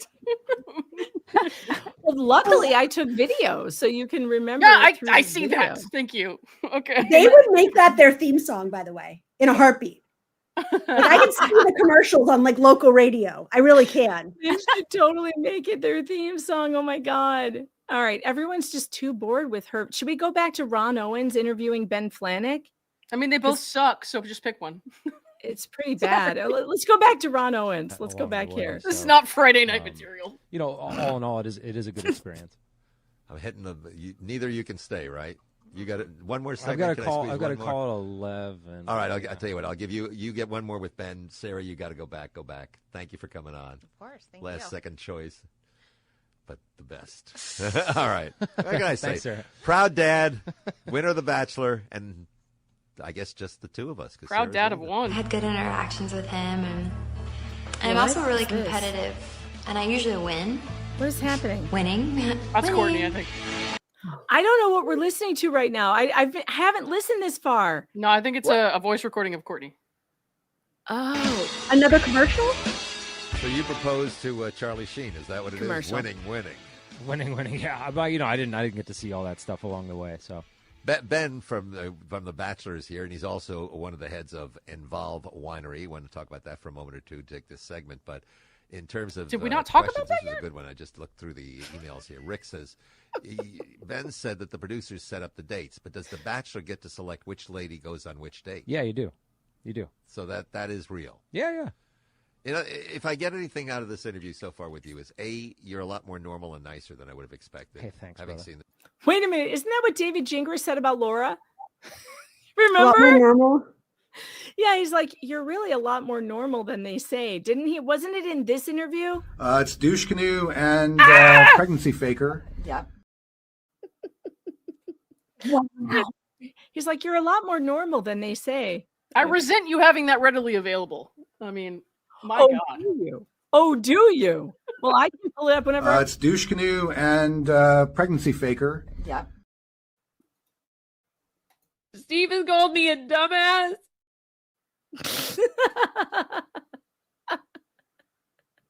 My clips are far more entertaining than either of these interviews. Damn. Oh, yeah. This will get awkward. The show. And number two, if you're telling the truth, and I have no reason to disbelieve it, the show is a lot less produced than other, quote, reality shows. You know, the producers are there for a reason. I mean, it is a produced show, but the majority of the stuff, especially from my angle, you know, as The Bachelor, is you're kind of in charge. Oh, baloney. He's towing the company line still. He's totally towing the company line. None of this shit is true. Satan works hard, but the producers at The Bachelor, they work harder. Okay, they outwork Satan for what they do over there. There is an entire show based on The Bachelor producers. There's an entire show. I forget what it's called now. You know the one. Is there really? Unreal. It's called Unreal. It is the best show ever. It is the best. Watch Unreal. It is It's so a good funny. show. It's a great show, and it's based on what the producers of these reality shows do, especially specifically The Bachelor.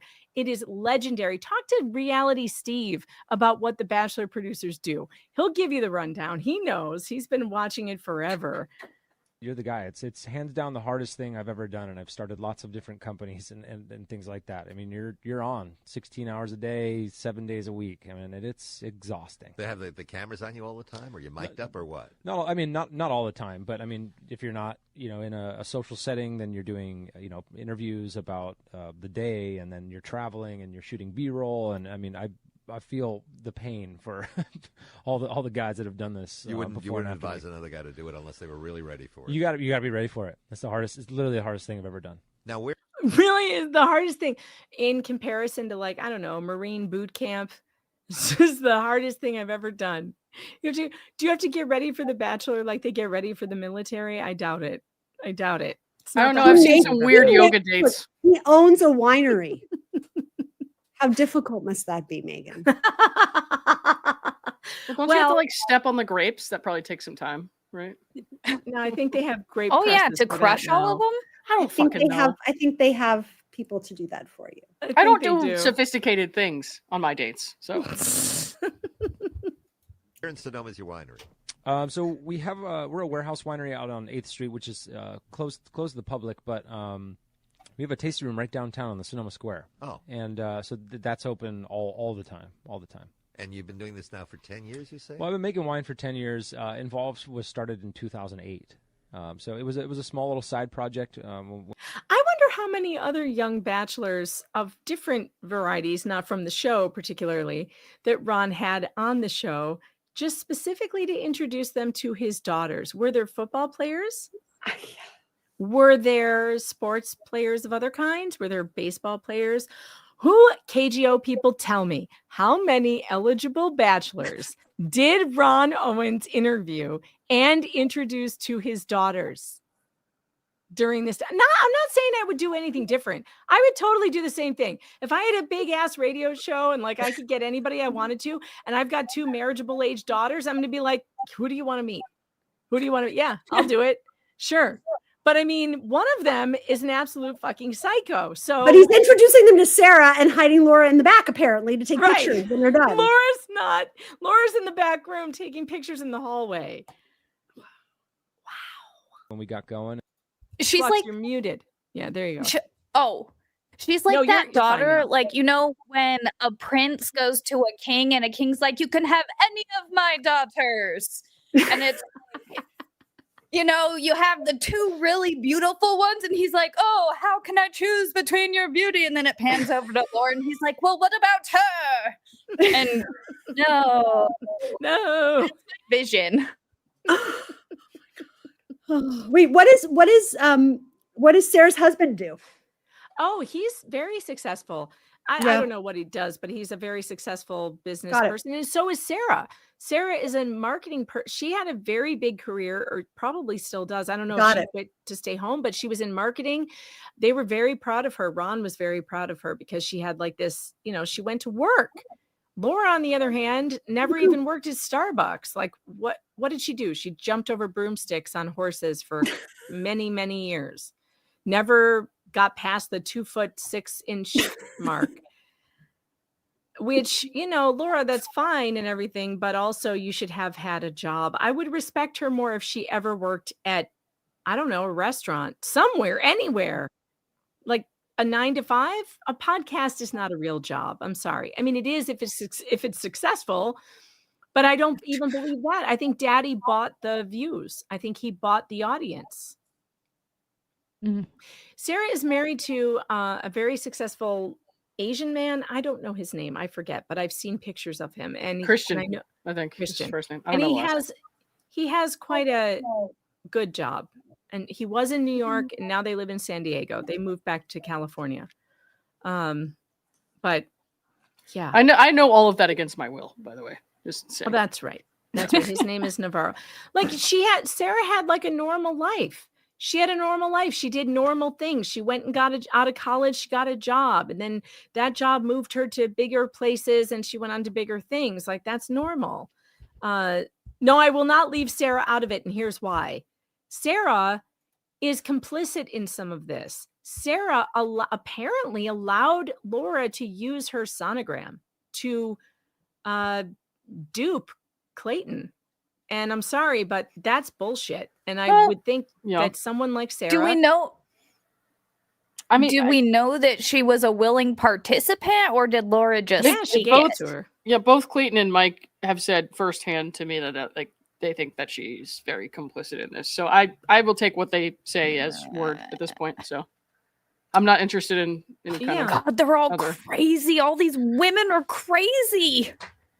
Yeah, which Did you not already know that? I mean, I feel like no, I did. It's just like there's you gotta more figure and that more, out. and it's like right when I feel like we've reached the limit of crazy, it's like there is boom, no crazy. limit to crazy. There's no limit to crazy. The limit does not exist. Exactly. Yes. The limit does not exist. All right. So Sarah here says we've known about the Benzie interview forever. Dave has covered it. Okay, good. I didn't know about it, but it's just this one. Ron interviewing Ben Flanick is just one more brick on the building of this family was totally into The Bachelor. She was obsessed with The Bachelor. They were trying to get these bachelors on for interviews. They did get them on for interviews. And yeah, here it is. All right. Well, there's like a couple minutes. There's what? 4 minutes left. We'll see if we can get through it. Kind of, we did have the Bachelor effect. We grew from basically just under 2,000 cases to like 15,000 cases. Oh, I would have to think. And then I realized that traveling around the country selling wine is not what I want to do. It's making wine and like handshaking and high-fiving people that come through the tasting room. So we slashed production after the Bachelor effect was over and went back to our original core values and model. But what about the bottom line? I mean, you're doing well enough so that you can be that selective? Yeah. And we're direct. We're about 80% direct, and our wines are $30 to $60 a bottle, and it's not cheap to produce, and we we're very passionate about it. Off the air, you, Sarah, and I were talking about restaurants and stuff like that. You're a foodie, and big your foodie. favorites now are. Well, I eat at State Bird often. That is my jam. The people over there are amazing. The food's incredible. It's really just incredible. Not the House of Prime Rib. They were talking about restaurants, like hint, hint, take her to one. Ew. I mean, but I can see it happening. Like, gee, Ben, what restaurants do you like? We like the House of Prime Rib in the Owens family. We like it there, though. I didn't like the salad. I got to be honest. I thought the salad was soggy. It had too many beets in it, and it had too much dressing. But other than that, the rest of it was all very good. And Lauren, do you know what I just found out? What? It was all you could eat. Oh God, I was afraid you found out something about me. I was like, oh shit. No, but I had told Clayton before we went. Who told you that? That it was all you could eat, and he was like, "Oh yeah, I'm gonna kill it." I'm like, "Yeah, you should. You're 6'4" and giant. You're like Gaston. You can eat 24 eggs in one setting. So yeah, eat all the prime rib." But it didn't say that on the menu. I thought it was. I thought it was just like the one thing. No, you could have asked for more prime rib. I just found out. I did not need more prime rib at that point. I know, I didn't either. I could never have eaten more, but I bet Clayton could have done some serious damage. We should have. We should have known for that. It's unfortunate. All right, folks, I'm out. I got to go pick up a kid. All right. Okay. Thank you, Rachel, for being here. I want the recap. All right. We love you. Bye. We don't know if anything good is going to happen here. I just haven't listened to the end of this. So we're just listening to see if there's anything good. All right, I think. But the other ones we love, Coquetta. Coquetta's great. Catania is phenomenal. Catania is amazing too. I mean, the city's full of them, and I'm out probably 2 or 3 days a week eating, and that's the beauty of being in the wine industry too. Is it opens doors to reservations, and we have our wines in some great accounts. I was going to say, do you go to a restaurant with the idea of saying, hey, why don't you try our wine and put us on your list? Yeah, exactly. I was at La Folie the other night, and I met with the Somm, and he's like, hey, bring your wines in, that kind of thing. I haven't been there in so long. I love that place. It's still on Polk? It's still on Polk, yeah. Really? Yeah, Roland, he just cooked for the French president last week. And I guess the president said to the French ambassador, he said, we have another ambassador here, and his name is Roland, and because of the food and how exquisite it was. So, really? Yeah, it's great. It's surprising that place, because it's location-wise, you never thought, boy, it would be that huge, but it's been amazing. There 25 years. I know, it's unreal. Yeah. Anyway, good luck to you and good luck in The Bachelor, but forget those days are past. You're now engaged, over. Is that what it is? No, I'm just in a serious relationship. Just what does that mean? Girlfriend. You're going to get engaged. What does that mean for my daughter? Any of this on the air. I don't know if she's listening or not like that, but things are looking good. Seriously, as a father knows how to pose the question. What does that mean for my daughter? How serious is it, really? Very much God, so. that Okay, was see, I boring. know how to ask that question. Yeah. Anyway, good luck with Involved Wineries. thank It's you. great to meet you, and I had a chance to put her on, so it's a perfect day for me. Yeah, perfect. Thanks. Thank you.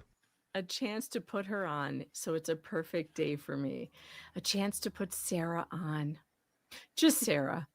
Not Laura. Damn.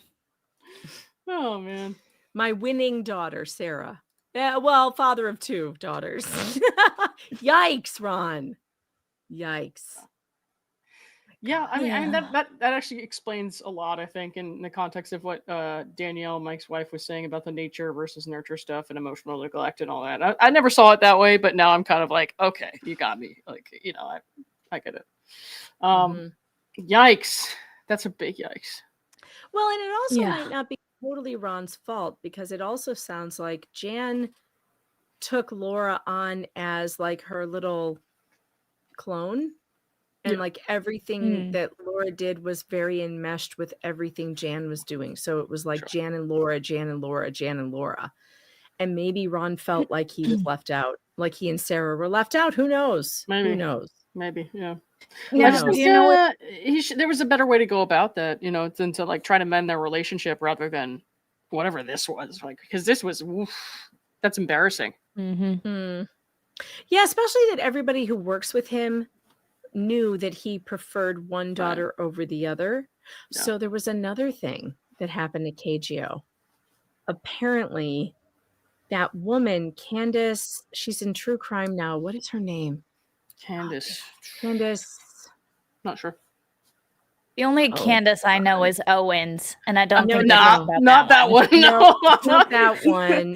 It is. Hold on, I have it here somewhere. Hold on, I'll find it. Also odd that another Owens is also crazy. Well, is it that odd? Sorry. Really? Is it odd? So okay, another rumor Marry at someone with the KGO last name Owens. At KGO, Candace DeLong. Thank you, Jane. Candace DeLong was at KGO at the same time Ron was, and apparently he asked Candace to talk to Laura about the terrible boy she was dating, Mike Maricini. Oh. And to tell her all about Mike Maricini and the situation she was in. And Candace came back to Ron and said, according to the sources, came back to Ron and said, your daughter needs psychological help. She's a nut job. And it broke their friendship. They no longer speak. Yikes. Yeah. Ugh. Well, good for Candace. Sometimes the truth stings. Well, Candace saw through it. Yeah. So whatever it was that Laura told her, Candace was like, that's not real. I did reach out to Candace, by the way, to ask her if she would ever want to talk about this. I have not heard back from her. So yeah, I don't know. Someone is sending me things about Ben Zorn. Let's see, what is it? Oh, he has a baby. He's married now. Oh, is he? Interesting. Nice. When was this? Love that for people. That was in. Actually, this might have been right around the same time. What date was this? It doesn't have a date. Oh, no, that was 2021. So by 2021, he had a baby and he was married. He did the interview with her in 2018. So that was probably before that. Somebody's asking about Rich Lieberman. I don't know, Megan, if you ever spoke to Rich, but he was I have not. Yeah, I've seen some of his Ron, videos. yeah. He came on to mine once. It was a long time ago. It's been a few months. It was whatever weekend I went to go, or like right before I went to go watch Rachel's taping. But so that must have been like 4 months ago or so. But he had just had back surgery, so that's why he's been MIA. So people have been asking about him a lot because he was streaming like multiple times a day, and he was talking a lot about like Ron and his relationship with Ron and the family, and like finding out about the indictments. But no, he just had surgery, so he's in a hospital right now. He has to be there to do rehab for a couple of months. So, yeah. Oh, that's good to know that he's okay. Wendy, thanks for the 2. Did Laura get vocal fry from Jan? No, Jan doesn't talk like that. She talks normally. But also, she's nuts. I'll be right back. I got to run to the bathroom. Sure. Cynthia Fire Fairy 42, thanks for the 5. In court, LO will allow herself to be fire at the Oh, burned at the stake before she'll Burned at the admit she's a stake. witch. Got it. Nice, I love it. Ours will be yeah, I agree. She will not take a plea. I don't think. If someone gets her to take a plea, if there's a plea offered, I would be shocked. Sister Kate, thanks for the 5. Leave my parents alone. They have nothing to do with this except they taught me everything I know. Wink, wink. I mean, I don't know. I do think that what Laura gets from her dad is that obsession with status. The obsession with status is something that Ron really has, I guess, with his American Express card and spending more money than he makes. And I feel like she has that same thing. She really wants to be seen as somebody above everybody else, which is a bizarre thing, but whatever. Fallen Hero 4567, thanks for the $3 super sticker. And Unhung Hero, thanks for the 5. Of course, Laura prefers double stuffed Oreo. Unhung Hero, thanks for the 2. Oral, there, I said it. Pablo Bernal, thanks to the 5. I have lost most social skills because all I talk about is crazy tonsil twins lady, Megan Fox, Lethal Lauren, or Omar. I know it's hard to describe this story or tell people about it at this point. Wendy BA, thanks to the 5. I'm channeling fake Laura when I'm trying to populate the planet with lots of babies. Massborn, thanks to the 5. Jan is definitely the pot stirring accomplice. They both belong in prison. You know, I'm not sure about that. I really think it might be Sarah. I do. I think it might be her. If she was involved in giving her that fake sonogram, to pass off as Clayton's, then yeah, I think maybe it's her. So I'm not sure. I guess we'll find out at the trial. CSAB, thanks for the Canadian 2. Good Lord, her voice is strident. Yes. Chris Jenner, thanks for the 5. I 100% believe Laura was intentionally trying to date Ben Zorn and obviously failed because in 2021, he had his first child on Valentine's Day. Sound familiar? Oh, really? Interesting. His kid born on Valentine's Day? That's crazy. Interesting. That's crazy. I bet she saw that story and she was like, I want that. I want a baby on Valentine's Day. Rogue Mama, thanks for the 2. Rachel is 90s gay. Trick 0617. Wait, where did it go? Trick 0617, thanks for the 5. God, I needed you crazy ladies today. It's been a tough couple days so far. I know the pain will always be there, but I'll get through it. Well, we're glad you're here, and we're glad that we can give you a few laughs. And again, Megan, you need to give Jay shit for missing his stream last night and having a wellness check done. I know. They had to call the cops and his father and his brother. It was a whole big thing, and it's hilarious. And if you missed it, Just Jay Hip's live stream last night, you should tune in for the 40 minutes of hilarity as they finally wake him up, and he has to explain to everyone that he's not dead. That was pretty funny. That's what happens when you sleep through your alarm sometimes when you're a streamer, is that everyone who knows you thinks you're dead. Yeah. Yep. Trina 9852, thanks for the 5. This is hilarious. Intentional or not, you've made Laura sound like Veruca Salt. No, I was intending that. Daddy, I need a bachelor. I want a bachelor now. And Mrs. V, thanks for the super tip. For the 10, why won't it play? It won't show up on the screen. Oh, you're in the different screen. That's right. I have to change it. It says, can we please bust Laura for impersonating a police officer in that email to Liz Neptune? What happened with FOIA? Okay, so I spoke to the officer. He refused to tell me whether or not he wrote that email. He was like prohibited from telling me. I'm sure he didn't. And I'm not sure why he wouldn't tell me that he didn't write that. But the FOIA, I believe I got back some stuff. And gosh, you know what? I can't remember now. I feel like I streamed about it at the time, though, when I got the FOIAs back. I know I streamed about it. You should check on my channel and search for Liz Neptune, and you'll find the streams that I did about Liz. So try that. All right. Is there something else to do? What else are we going to do? I feel like there's other things to do. There was something else that I didn't get to that I wanted to with Laura Owens. I have no idea what you would be talking about because I didn't ask what I was doing before I came here. So, I know. I know what I want to do. All right. So, what's her name from Law and Crime? Oh, no. Yeah. Are we being nice to her? Is We're gonna be this- nice to her, right? We're gonna try and be. Okay. It's not her fault that she doesn't know every detail, but I also feel like, you could Still. ask somebody. You could ask somebody. You could ask the content creators that have been covering this for 2 years before you do a live stream about it, and you get half the shit wrong. Do Well, know you what I you mean? picked like the touchiest subject for me when I woke up to your text today, and I was just like, "That's so fucking." Well, Okay, I anyways. didn't like the way that what's her name? Agnette? Is it Anjanette?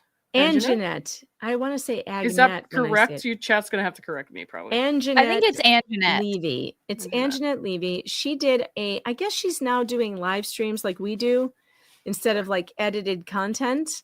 So the mainstream press is trying to get into live streaming. It's which what all makes- the kids do today, man. And she had this thing about Brian. There was a Brian Koberger hearing. That's And I'm not gonna- And then she got into the Laura Owens case. And I'm going to try and be nice because I'm going to put this out there. Anjanette, if you want to know this case, we've been covering it for 2 years. Please reach out. We're happy to help you understand this case. We are good at it. We know it all. And it's strange to me that you don't like look into it before you do this. So I just want to watch the first part of this because there's some serious misstatements here. He's going to write one of his he ordered to pay for qualify. I saw somebody in here, Cheeky Koala, saying, there's not a lot of evidence. This is probably still in the about spring Koberger. about Koala. Counted her description of the bushy eyebrows guy. It's still Koberger. Looked at the evidence and think. And so this was a live stream. Yeah, she did a live. A long one. It says that Where's Laura's? This Here we is a woman named Laura. That freeze Owens. frame is amazing. Her name is Laura Owens, and she. I almost thought they were doing a dance is or from something. Arizona, Scottsdale, Arizona. And this is a screen grab of her from body camera footage from back in January of this year. The cops showed up at her house. Oh my the God. cops did. Oh my God. Ben Zorn was Laura's personal trainer for several weeks. She did hire him. She did hire him. She did. Of course she did. What is happening? How do you know that and why? Because I told you, I asked Dave. He knows. Oh, you asked Dave. Okay. I asked Sorry. Dave. I miss Dave. I haven't talked to Dave in a while. I know, me either. He seems to be really busy. He does. That's why I don't bother him. But still, at the same I time, I'm like, know. where's Dave? Oh my God, she was so trying to fuck Zorn. Oh my God, she was so trying to get pregnant by him for sure. I mean, come on. I mean, she could have just said she was. I mean, at this point, if you're going to pretend you're pregnant by a blowjob, you might as well pretend you're pregnant by a stretch. You know what I mean? So, like, I don't know why she didn't. Yoga pose. A downward dog got her pregnant with Ben Zorn. The air droplets. The air droplets coming from. You know what? Never mind. To I'm not gonna serve go there. a search warrant on behalf of the Maricopa County Attorney's Office because Laura had she contacted a guy named Clayton Echard. He was a contestant on The Bachelor. Okay, she's already struggling, but okay. I know this is a hard story to get into. Several years back. Yeah. She contacted him. After he was on The Bachelor, he became a real estate agent in Maricopa County. So Laura contacts Clayton. They have a business meeting. And I'm going to be very delicate when I talk about this. Just don't. As we all did in the beginning, though. After they have this one meeting, apparently, and they were intimate, but they weren't the kind of intimate where you could get pregnant. Okay. Just say oral. This is so Laura like and Clayton. when your mom is trying to explain the sex talk to you for the first time. Oh my God, he touched her boobs. Energy. I know, she's so uncomfortable. We're intimate. It's but an uncomfortable topic. the kind of intimate where you would possibly become pregnant. Just call it a Lewinsky and get it over with. We got, we've. That's a look good who's one. Here. Look who's here. Bruce the Moose. Ladies and gentlemen, Buddy, what's up? What's up, Bruce? I just got back from the Italian restaurant. Excellent. They're calling Nice. oral arguments a business meeting now. Have you ever seen the Flight of the Conchords? They have a great song. It's called "It's Business Time." Yeah. It's business time.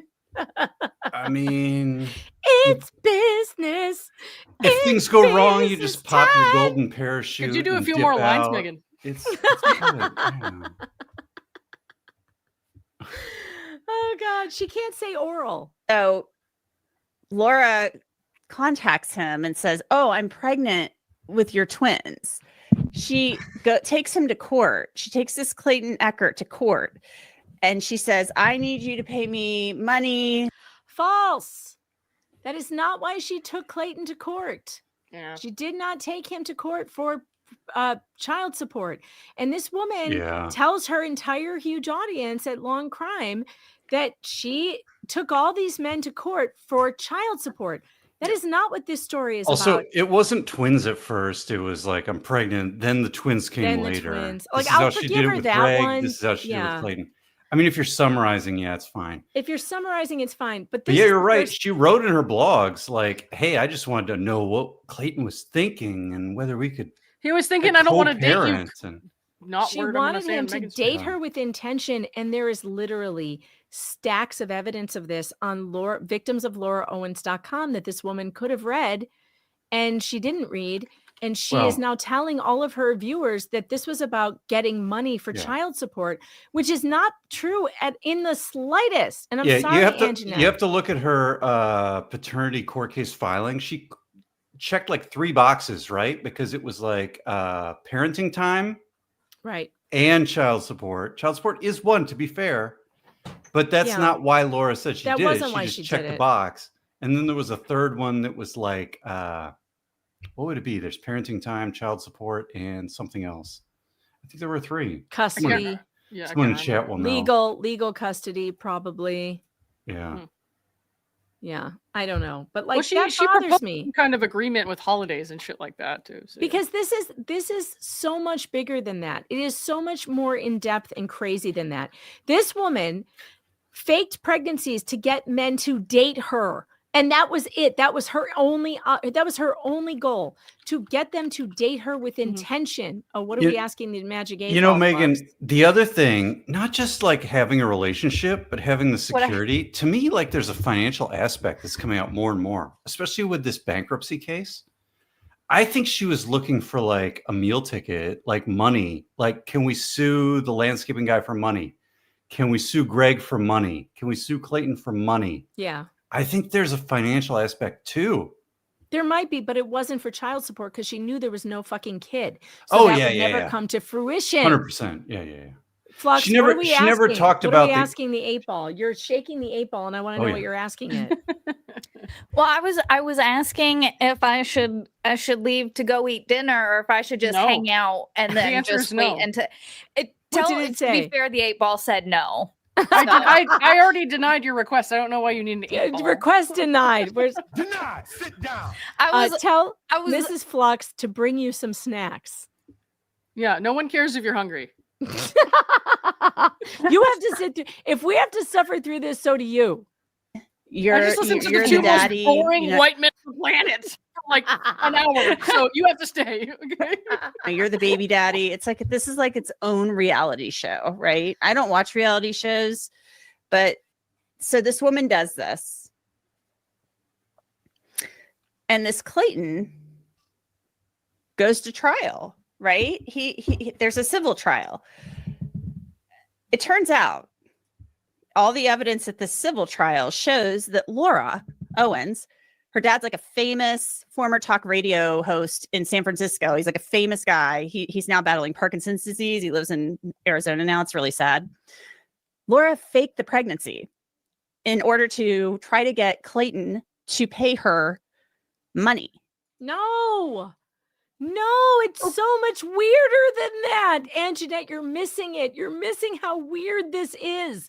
She faked it to get him to date her with intention and stick his you-know-what in her you-know-where because she's so tight down there. Like that rhymed. We're sort of speculating that there's a financial angle to this because of the bankruptcy court filing. Right. The evidence is all about she wanted to coerce men into dating her 100%, right? 100%. From like a fringe outside perspective, I could see if you hear just the bare bones details of this lady faked a pregnancy, took the guy to court for paternity, or like she said she got pregnant by him after a blowjob, whatever, and she took him to court. You're gonna think like if she took him to court for paternity, it's gonna be over money. So I guess I can understand where that assumption comes from, because like in our right minds, file for paternity, right? We don't assume the worst automatically. Like we're going to assume the sanest possible option is probably going to be the first thing that comes to like an outsider's mind. Look, all this tells me though is that she didn't take the time to look into the people who covered this case before and what's been written about it. I have written multiple articles on pjmedia.com which are readily available on Google. They will come up if you Google her name.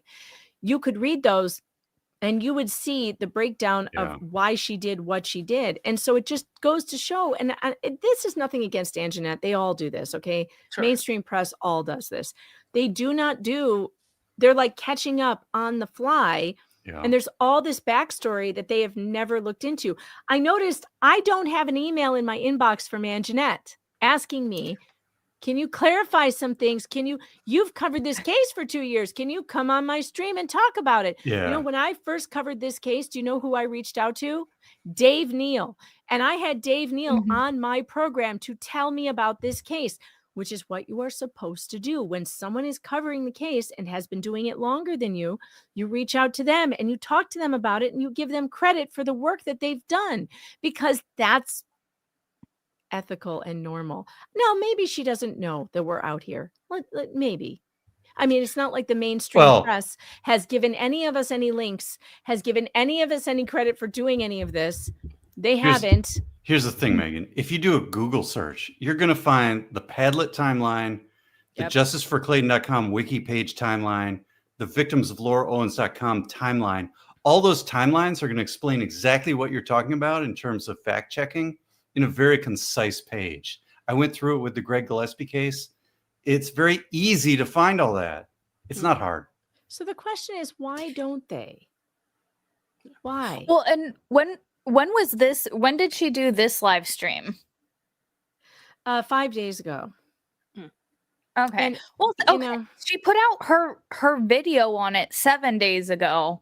So there's no excuse. She did a full video on this. Yeah, there's really no excuse. Like she's doing a long form live stream, and like you should have looked up all the evidence that there was out there. And this is just, it's just frustrating to me. Like child support. So she faked a pregnancy with twins to try to get this guy to pay her child support. No, not so at back all. in January. Yeah, that's not really the show motivation. up at her house. No, it's not even close to the motivation. And so she's introducing a new audience who are Anjanette Levy fans to this story by immediately giving them the absolute wrong story. This is what happens every time mainstream press gets a hold of one of the stories I've worked on and that I push out there. Every time they get a hold of it and they tell it wrong. I'm just letting you know, guys, this is what happens every time. Because she's apparently not done this to just Clayton. She's done it to 3 other men, including a guy in San Francisco named Mike Maricini. And so I have to show you this body camera footage because she was indicted earlier this year on like fraud and because like it's a scheme crazy charge and forgery. She's apparently really good with Photoshop, according to all of the information that came out in the civil trial.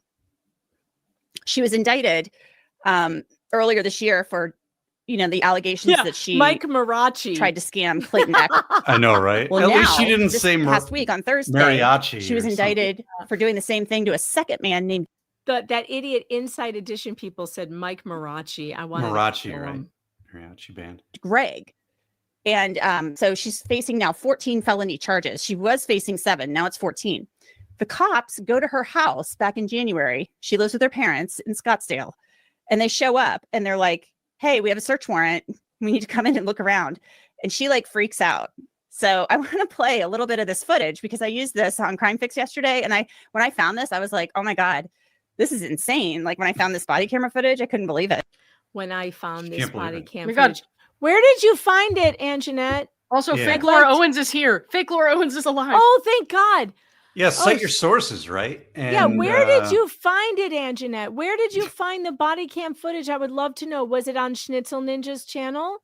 I Was mean, it on I think All the Best? watermarks on there, so I guess look for it. I didn't watch her, so we'll have to see if there's any watermark Fake on it. Laura Owens, thanks to the 5 high beaches. In the felt something supercut. burning. Fortunately, it was just my ears this time. Oh yeah, we're talking about you, fake Laura. But also for people who don't So let's know, look at this. like, and I also interviewed the oh, wait. attorney Sorry. for Greg.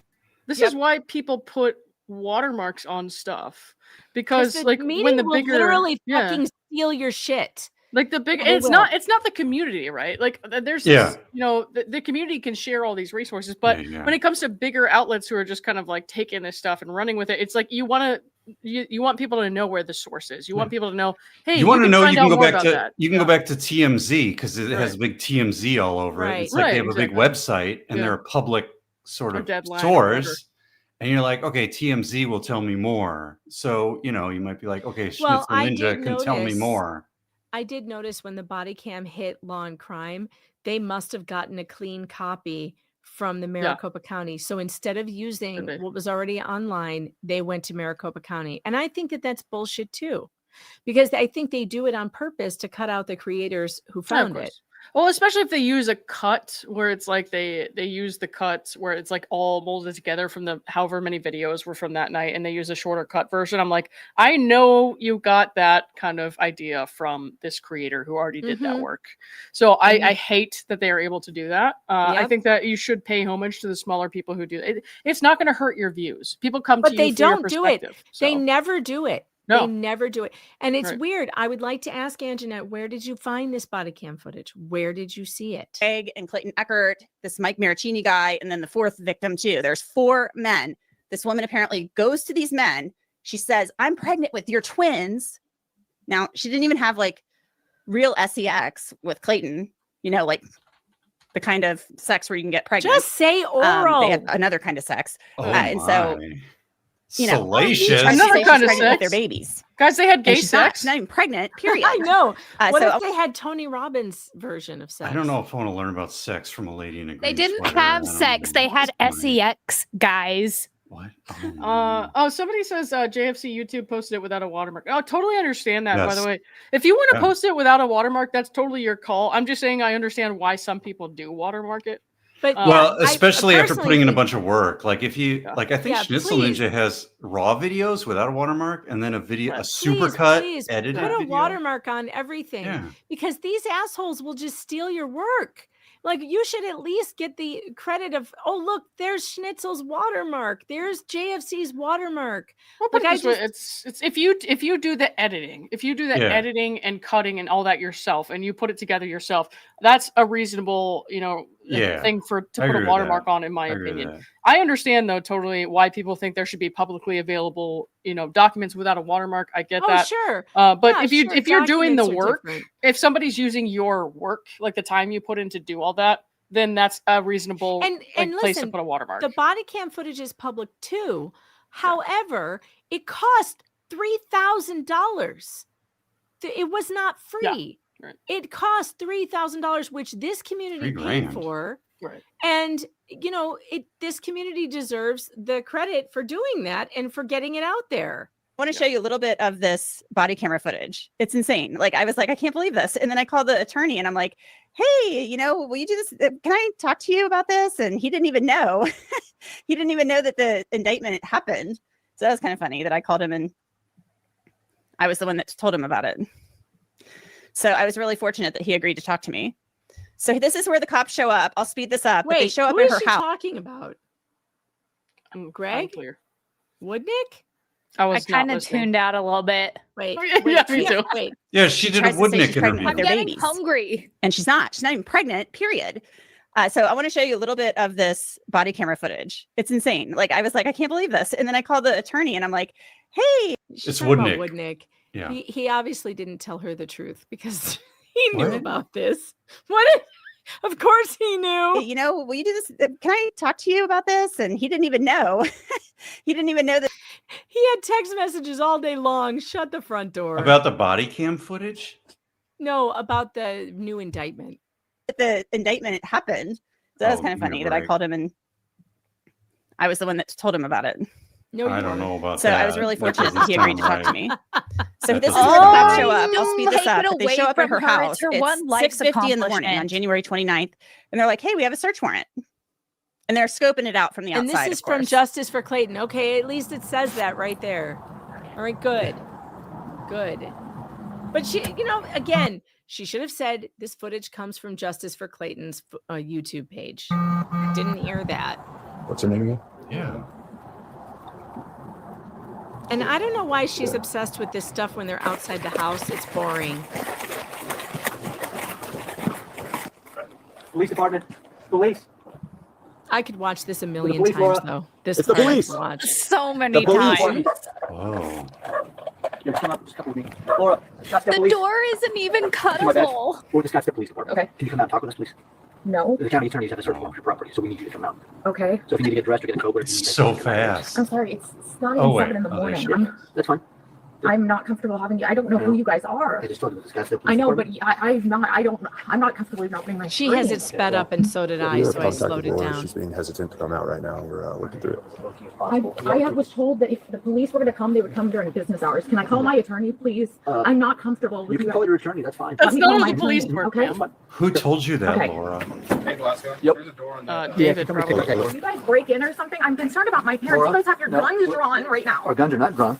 Nobody's That pointing. looks like Nobody I can't tell is through the anybody screen. pointing a gun at you. You know what? I Laura? do my Guns parents are know not that somebody's drawn. here? Yes, we have officers talking with your parents right now.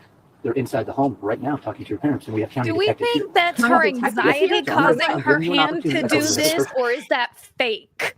That she's I doing think this No, no. she's. with her I hand? think think- she's upset. I think there's an She's upset. adrenaline reaction Yeah. happening because she knows she's fucked. I mean, She's come in on, fuck town, kids. If the She's SWAT fucked. team, Fuck even if around, it's hot find out. SWAT, even if it's hot SWAT, they show up at your door, like you're going to be a little nervous. Like, and yeah, I think she's. I don't Jazz think it's fake. hands. I don't think Yeah. it's fake. I think she's just panicking. Then let This me is have the that. limbic system exploding and adrenaline going Yeah. off, and Yeah. like I You're would gonna probably do the start same shaking. thing. I mean, yeah. For sure. I would totally do the same thing if the SWAT team were raiding my fucking house. Are you kidding? I'm swatting you parents right aren't now, here. Megan. I'm Laura, on the phone You because can- I Laura, am. I am. Laura, I Just have. listen to me. Just listen to me, okay? I've been nothing but You're respectful to entering you. fuck No, it's Ordinarily- not even 7 o'clock in the morning. Let me just call my attorney, Hold on. okay? You can call your I'm attorney. allowed to call my attorney. Well, 20 to 30. Whoa, whoa, whoa, whoa. Okay, so she's calling her attorney. The cops are like, we don't have our guns drawn. Yeah, he's got it staged by that gate over there. Way back there? Right on the other side of the pool there. How dare she call him Laura. outside of business hours? We don't want to break your door. She's calling her I'm on the attorney. phone Okay, trying to listen, call my listen. attorney. You know we have legal authority to break your door. We do not Okay, want to do okay. that, Are you, David? Do you know what's going on right now? I can talk to you. Hey, we got the county detective. There's how Laura, many open the people door. are here? A lot. Open the door. Can I just? We're going to cut the screen and come in if you don't You get off can't. the The phone. screen isn't even cuttable. I'm on the phone with my attorney. I'll put him on the phone right She now. said This is my attorney, David fine. Gingras. My attorney, David Gingras. I don't know who you guys are, and it's We're not the even Scottsdale 7. Police Do they have Department. authority to search before 7 o'clock in the morning? The police are there, Laura. You can let them do whatever they're going to do. Okay. Look, Agreed, it's Omar. I it's need it. 6:50. It's not that early. It's 6:50 p.m. or a.m. 6:50. It's But it almost is 7. weird. It It's is like 10 weird that minutes. David answered so quickly that early because I have a feeling he has a lot of late nights, you know, with a lot of whatever it is that he's doing, and getting up in the morning is a Isn't little he difficult. a boomer? They always have their phones set to ring with goofy ringtones. They don't turn their phones on silent like regular humans. The only reason why I'm up at 6:30 is because I'm getting a kid on the bus. you Guys, know, Omar doesn't so- answer when I call before 8. He says he says don't ever call him before 8, which I'm really sorry, Omar, because I'm in New York, so I'm constantly texting you at like Oh, 5 yeah. in the morning. It's always 5 in the morning when I text you because Yeah. for me it's We're gonna do 8. flat at 6 a.m. now, Omar. Watch out. Don't grab my phone and take it. I need to be able to speak to my attorney. You grab guys my have phone and guns? take it. You know, you guys literally no. We're not gonna hurt you. We're not gonna hurt you. Come on. My dogs are in We'll here. make sure they stay inside, all right? One of them falls in the pool. Your mom's inside. Yep. I'll speak to my mom. You guys have guns. I'll speak to my mom. I wouldn't want my dog falling in the pool. To be fair. What do you have, Matt? I'm sorry. Did you just say you guys have guns? I'll speak to my mom. Yes, I missed that the first time. What the fuck? Yeah. Look, Lauren, we've gone over this, right? When we analyze this, it's like but there's so much stuff that I missed because there's so much stuff to laugh she's at. constantly deferring to an authority figure. Her first authority figure she defers to is Gingras. Gingras, My father, the inventor of toaster strudel, will not be pleased Well, about this. I don't know if you do toaster strudel on AM radio, but like she first goes to Gingras. Gingras doesn't tell her what she wants to hear, so that's done. So she needs to go to her mom. And in the middle, she sees her dad. So she goes to the dad, the mom, and then it's the dad again with the black chair. She's constantly deferring to these authority figures. It's very interesting. She should have deferred to her, what was it, winning daughter, the first one in the radio interview? Oh, boy. Yeah. To the winning sister. I was eating fish fry. I didn't hear that part. That was the best part. But okay. That totally tracks. Truly. This is so inappropriate of you guys to do. Where are you guys? My dad is handicapped. You know what? I can see my dad. I can't see my dad. Can't. I want to see my dad who is handicapped. I'm sorry. He can't stand up. You guys, he's gonna fall. He can't stand. We gotta take care of it. Please, you're hurting me. You are hurting. No, you weren't. You were hurting me. I want to see my dad. Yeah, that's what I want. I want to see my father. You are hurting me. You are hurting me. I want to see Antonio Banderas, but it's before 7 in the morning. So I will have bruises from this. I guarantee you. I will. I'd like to see my father, please. No, and I don't know where my mom is. Just cooperate. That's when she goes nuclear. This is so inappropriate. I asked for you because I said I didn't know if they were real or not. I really still don't even know if they I'm sorry, this is so. 468. Hey. There's going to be a report to the county. You guys realize that, right? This is before 7 o'clock. Like, okay, so you know, the county attorney. Are we sure? The county attorney, the prosecutor for the county, sent them there. Are we sure what? She isn't bipolar. No, we're not. We don't know what she has. I mean, a professional would have to assess her in person and diagnose that, right? Like, think about how much this lady lies to and about medical stuff. Even a professional at this point is going to have a very, very hard time diagnosing this woman. And she would have to see somebody for a long period of time for them to get a real picture of who she is and what she needs. Right? And she finds new physicians in doctor shops every time she wants something because she knows it's not going to go well if she goes to someone continuously. So we don't really know what she has or not. There's always some signs that, kind of seem like mania in these clips that we see. Yeah. It also kind of seems like it could be just a personality histrionic thing. We don't really know. Nobody can really know just by watching these clips. And I'm going to go as far as to say, like, before court, any, expert who meets with her one time, they will not get an accurate picture of who she is. I mean, I'm not going to, if somebody goes on the stand and like says, I don't think she's competent, I'm going to seriously question that. Seriously question their ability to cut through the bullshit. So I don't know. And Lauren, how much of it is like how a person is in normal situations versus this is not a normal situation, right? Correct. And like, so for how her, much weight is there when somebody's actually diagnosing and assessing for a extraordinary situation like this versus normal situations? Well, they're not going to, I doubt that they're going to be shown like this footage and be like, give a diagnosis based on this. You know what I mean? So they're going to have to meet with her, do an extensive psychological assessment with all these kinds of tests that will tell you lots of things about your personality and your competency and like what you can and can't like function like in society. That just, I don't know, like this, we really can't tell. I can only speculate. Other people can only speculate. The only thing I've ever really speculated on, because I don't like to try to say like this person I think has this diagnosis, this or that, is do I think this person is suicidal or do I think that they are incapable of understanding their situation, caring for themselves, or seeing differently? From what I'm seeing, no, she's not incapable of understanding that what she's doing is wrong. She does not strike me as someone who is going to hurt herself in any way. So I think that she should face whatever she has to face as far as years in prison.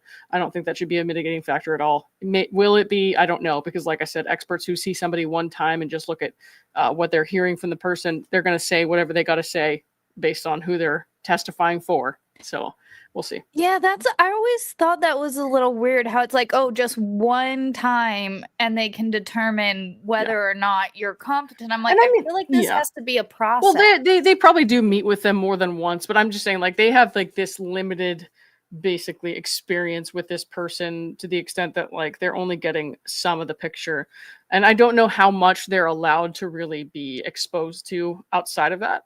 I would have to ask my dad. He's the forensic psych. He does lots of testimony and stuff for jail patients, prison patients. He worked for the state for a long time, so I'll have to ask him about that. But I think that there is an element of bias. I think you saw that in the Sarah Boone case, if you guys followed that at all.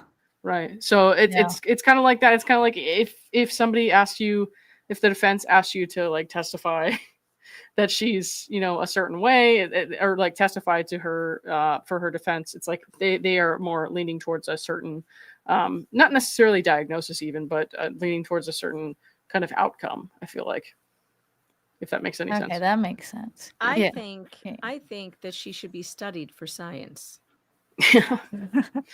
Because I think whatever it is she has may not have ever been seen before. I don't think it's that. I honestly don't think it's that complicated. I think that it is exaggerated by the family situation, and now that we've heard from her father and shit like that. I don't think she's that complex. I don't think she's that special. Let's put it that way. I think that she's just a crazy person with like a lot of fucked up personality stuff, who was never put in her place, never forced to stop what she was doing, and so she can run rampant. Any repercussions for anything, no accountability. I do not believe that she's somebody who wants to suffer and hurt herself. I do not believe that she's somebody who doesn't understand that what she's doing is wrong. Let's put it that way. So agreed. I think she just thinks she can get away with it. Rachel Mitchell, she was like, "Here's the warrant. Go get a judge to sign the warrant, and go find everything you can." Okay, Miss Erica, I totally agree with you. This lady's vocal fry is as bad as Laura's. I know it's bad. It's bad. Look, again, no hate, Anjanette. I'm willing to talk to you about this this case, but the vocal fry is not good. About this woman telling people she's pregnant when she's not. I think it's honestly probably just the live stream, because there was just this because civil I've seen trial. some of her other videos, and they're not as I feel like her live stream, she's just a little less prepared. More and relaxed. She's trying to go off the cuff a little bit. She's not scripted for sure. Also, this mic. I have this microphone that she has. It's a good mic, but we could get her we could get her an EV RE20 or something. Tone her down, cool her down a little presented bit. all these records. Maybe it's stuff, and she testified. Yeah, maybe she it's presented the records. mic. She did all these things. She filed lawsuits, and guess what? Now she's like freaking out and saying like, "Oh my God, there's going to be a report and this, that, and the other." No, there's not. Yeah, there's going to be a report. There's going to be a report written by the cops saying we executed a search warrant. That's what's going to happen. So, she's putting on quite the show. In the morning. Any of their guns. I mean, I wouldn't never even seen a gun in my life.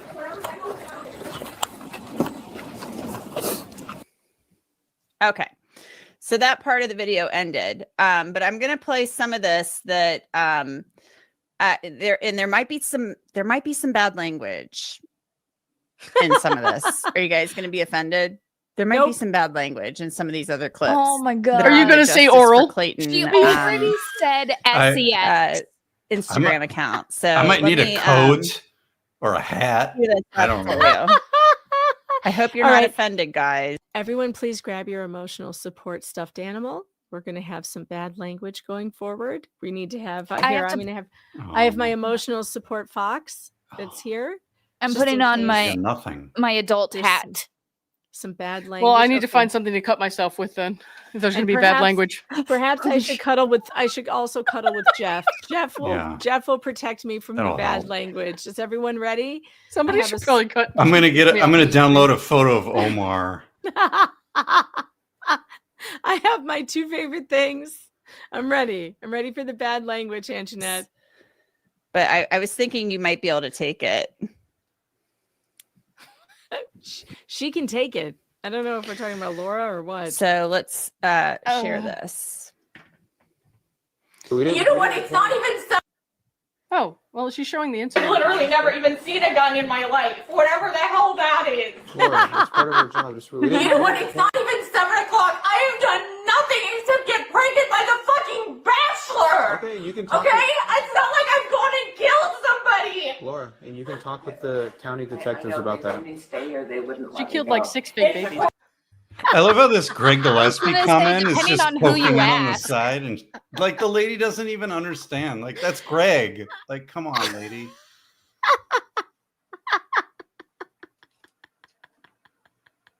She doesn't know. This is the thing. She doesn't know. Oh, you have your emotional support beard. Perfect, Flux. I had to go incognito. Or daddy, they took your phone? They took my phone. Yeah. So you guys have, well, where's the search warrant? Here's the search warrant. For my mom? Here's the search It's a search warrant for my mom's phone. For the residents. My dad can't get up and he's all panicked Okay, in so here's there. that one. So let's look at the next No, one. he can't get up, he's And here's handicapped. the next one. Please do not do something. You see her redirect. Oh, I think that song was. I can't play Fleetwood Mac on here. I'll get in trouble. Damn. I love Fleetwood Mac. I'm sorry, Phil. Wait, why Phil is has the left beard us. on? He's offended. I'm so sorry, Phil. I had to go incognito. Phil has unsubscribed. He's very offended. I'm sorry that. Grow up, Who Phil. is this? You're offended. Come on. We'll try to see what we can do to. Oh, Antoinette, you need to get some of our chat. None Does of she have them will anything be to offended. say about this video? Like, the important thing is, like, the cops present her with an answer to her question, and she has no response to it, so she redirects to the dad. It's very interesting. Yeah, yeah. Back your respect. Antoinette needs some of our chat. If I think. cry, will you come back, Phil? Let's see. Oh, black chair. Let me Yeah, I see. don't know. Justice Black for chair. Clayton. So I got to play this next clip for you too. I mean, this woman just, I'm like, oh my God, this is not how you handle the cops. Like, because guess what? It's all on tape. It's all on video. It's never going away. So we'll share this next clip.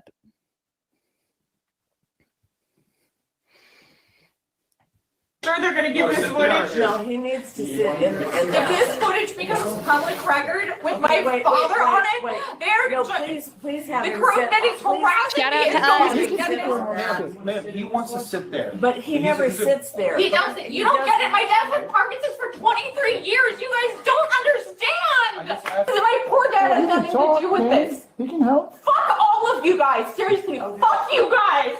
This is not cool. It's not even 7 o'clock in the morning. Flux, this is not cool. Like I murdered somebody. So not cool, man.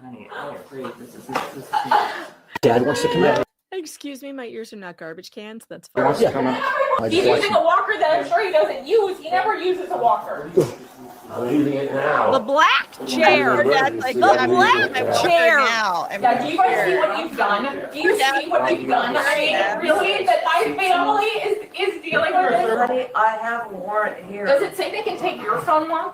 Oh, they skipped Oh, the black whoa, whoa, chair. Whoa. Whoa. It does not say you guys can take my mom's. It doesn't. Okay. Laura, you didn't even read it. Yes, I just did. On the person, Laura Oh, Michelle boy. Owens, where does it say you can Take 3 minutes and read the whole warrant. and it says you can take my mom's phone? I love that Read cop. it. Don't just flip through it. I have this. There's nothing that says you guys can search my mom's phone. Laura, you haven't read it. I did read it. Don't this don't part is you very tell me I important. can't. Tell I me didn't what I've read it. done. Where does it show that you can search No, my this next part mom's? is very Like I said, interesting. we did not draft the search But warrant. it doesn't say you guys Okay, can search okay. my mom's phone. Okay, I haven't gone through your mom's phone. They took Okay? your phone, you said. And Laura, just listen to me, okay? Just because we've set a phone aside doesn't mean that we're searching it. Oh my God, this is the most insane thing I've ever seen. Just because. Oh, fuck these people. This is insane.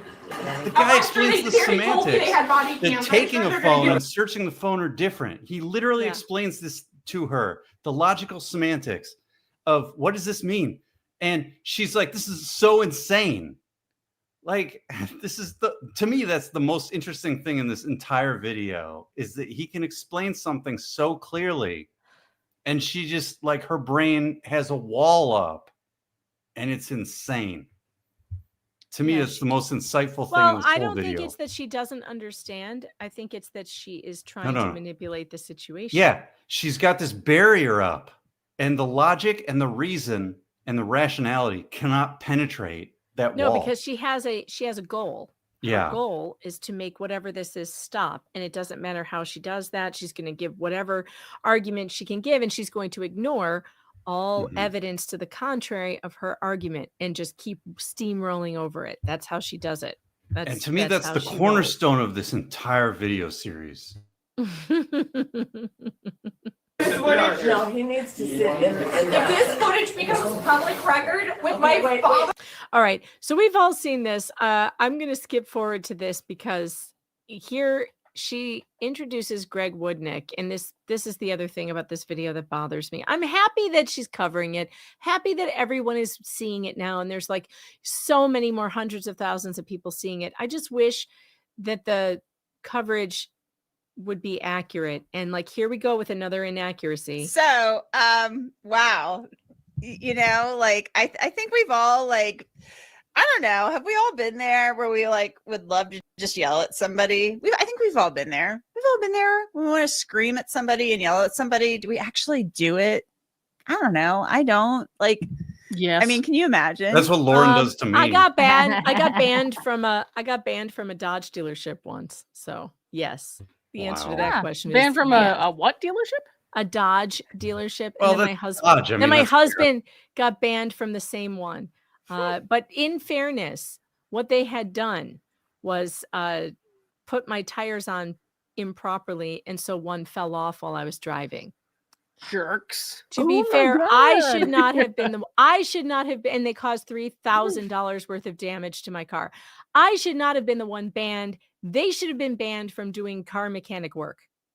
That's what I think. Yeah. I think I should get a pass for yelling at the Dodge dealership people when they almost murder me. I'm just saying. Agreed. I don't know if I ever want to be on body camera footage. Actually, I know. I never want to be on body camera footage. I like this that. part. Yep. I hope Taya Toys will come back sometime after he gets over being offended. But so Laura Owens is now indicted on 14 counts. So let's look at this. Fraudulent schemes and artifices. We can't skip past this. We've seen this. It says she knowingly obtained or sought to and there are several. He said she with the attorney who represents these four men. And stop it. He said he does not represent four men. I don't think he represents four men. No. And she spoke to him. So she should know this because he probably told her that he represents Greg Gillespie and Clayton Echard. He's at least represented them, two of them. Yes, he represents. I don't even know if he has a current retainer. Yeah, he's not currently representing either of them, but he did represent two of them. And she keeps repeating that he represented four of them. Oh, and like, boy. again, I know that this is a small thing, but it's not really, because it lends to the confusion of this story that will, believe me, we will have to fix so much shit after this. Yeah. So Anjanette, he represented Clayton Echard and Greg Gillespie. That's it. Mike Maricini is represented by Omar Serrato and Rachel Juarez, who she mentions in this thing and doesn't know why Rachel's involved. And even before them, it was that was Randy the text Supalik, that made me right? That's the text I sent you this morning. It wasn't even Woodnick before them. It was Randy Supalik. In fact, where is the part? I don't even know if I can play the part where she says the thing she says about Rachel, because I got so mad that I texted Lauren. That's how you wake me up from my slumber. It's like, here, I want you to have a rage. And Dave. Lauren and Bruce and Dave. And I was like, hold me back. I'm going to cut a bitch. I swear to God. It was like DEFCON Megan. Yeah. I don't like it. I don't like it when people do these inaccurate things. And this is not personal, Anjanette. I'm just still at a loss, though, for how trial with trial. Well, criminal trial in Clayton's case. Clayton and you're the daddy. and putting him through hell. That's scheduled for January of 2026. Now there are 7 more felony charges. That's a whole other mountain of discovery to go through with this Greg, this other victim, Greg. So they're going to have time to prepare for that. So do these trials, are these cases tried together? Are they severed? Does the trial for Clayton go forward in January and then like the other one go forward later because it's a separate case? They're similar, but they're separate, right? 2 separate men. So it's wild. It's wild. And just so you know, I did reach out to Laura Owens' attorney to extend an invitation for him to come on Crime Fix and talk to me about this. And he said they are not commenting at this time. Maybe down the road, this case is pending right now so that they can't, the rules of professional conduct prohibit him from commenting. Omar, stop sucking up. That's got to be Cole's route. Look at him. Omar's like, Yeah. I've always liked Anjanette. Well, she doesn't know who the fuck you are. Well- she has no clue who you are. Let me tell you Megan- something, Omar. She has no clue who you are. None at all. Zero. No Megan, clue. here's the thing you got to understand And about she me and doesn't Omar. care either. Here's the Oh. thing about me and Omar. We have these rudimentary opinions about like things like football and like the internet and TV and stuff, and they'll steer you wrong. Like Rachel Juarez proved, we don't know anything about football, so that's just how we are. It's okay. This is on Anjanette's channel, chat. This is not on Law and Crime. She has her own channel, Anjanette Levy on YouTube. So this is from her channel. And please, by all means, go over there, say hello, be nice. I do want her to know this is not personal. I'm taking out all my frustrations on how the media responds to stories that I work on for years and years on her. I'm taking it out on her. It's not her fault. She's the poor scapegoat. She is the scapegoat right now. It's not her fault. I'm sure Anjanette Levy does good work, and I'm sure that, she's good at what she does. I don't like the way this story has been picked up by mainstream press because they're getting it wrong. And I'm happy, Anjanette, if you would like me to, well, she'll never invite me on now because I've said things. But I've said things, and she's probably going to be like, who's this bitch? And I don't care. But it's not personal. I just don't like, this is just it just shows how the media picks up these stories that are complicated, and then they don't ask the people who have been covering them in depth for years and years. And that should have been done. It just should have. Whatever. If he really wanted to, he could comment. Okay? Like he could just say something, right? Well, he they've could say commented something. before. Also, he if she's could just talking about say, Cole's like, route, he has could put out a little commented. statement, but Right, exactly. She missed Yeah, it. He so literally she has doesn't. commented. He has made several comments. I guess because he didn't give her a comment, she thinks he hasn't commented. But Yeah. there are other news articles from before where he has. Now, in her defense, he has not commented on the Greg Gillespie charges. He did comment on that's the true. Clayton Echard charges. Though. Fine, and that's his right. That's if that's what he wants to do. But I'm just saying he could put out a little statement like, the evidence, she has a right to a fair trial, all that jazz, and we're going to review the evidence and this, that, and the other. He said she may be open to doing an interview in the future, so she is more than welcome to come on my show any day of the week and talk about this. So she apparently had a fake belly too. She apparently had a fake pregnant belly. That was on our Crime Fix episode too. So that was pretty wild. So there you guys have it. Oh my God, I forgot to tell you, and you already probably know this. Christopher Schultes, the guy that left his Schultes. When does the I always Rachel say it thing two come different up? ways. She starts talking about Christopher Schultes. Nobody cares about that. Hold on. What? Well, not nobody. I'm sure I the don't know people what it is. covering that care about it, but she talks about Rachel. Oh, now I'm gonna have to go search the transcript because Yeah. I can't not show you this because it literally set me off today. Like, what? I did not like the way she was describing Rachel. Sorry, I was muted. I like Dr. Grande. I She's not a did. hot I liked bench him. aficionado. Dr. Grande. I don't like a lot of people online who talk about like mental health stuff. I have like serious qualms with a lot of them because they go Ooh. too far with their Yeah. licenses. I don't have a license, so I say what the fuck I want. But like with licenses, so I don't like a lot of people who comment on mental health online. But Dr. Grande is the dude. Like, go listen to that. It was a great video. He's awesome. Yeah, his video was very good. I watched it. Yeah, he's great. He had a lot of adjectives. He's very descriptive. All right, here it is. I found good. it. Here it is. Get rid of the adverbs. More adjectives. California. So there are these two other attorneys in California. Greg Woodnick, the attorney who represents in Arizona, Greg and Clayton.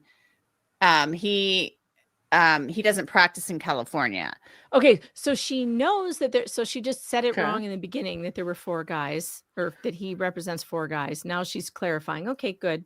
So there are these two other attorneys in California who he's working with. Who there's this Omar guy, and then this woman from that show. This Omar guy. What the This fuck? Omar guy? How is it? How hard is it to is he look not up a his lawyer? goddamn name? This How hard Omar is it to know guy. his name? His name is Omar Serrato. He has a YouTube channel. It's called The Tilted Lawyer. You could find it very easily. No, Anjanette, this was not a live stream. This was a pre-recorded video, correct? No, she did a lot. This was a live. This is a live stream. This was a live. A live stream. She did a live with Woodnick? No way. You know, Laura, No. She did a pre-recorded interview with boy. Woodnick. The Oh, thing yeah, on the no, left, but- the green sweater is live. And then a Okay, live okay. stream on her own Dude, show well, 2 days what later. the fuck, dude? This No, Omar that's guy. crazy. Omar, just Just a So guy. is that crazy. kind of like some podcaster? Some podcast. Yeah, There you so go. Omar, do you still Some like Omar her? guy? Do you still like her? Because like, how hard would it have been for her to look at the court documents and get your last name? How hard? Well, she obviously did because she knew his first name. Yeah. So she doesn't give his channel. She doesn't give his name. What? Come on. Do My better moose than this. from another goose. Come on.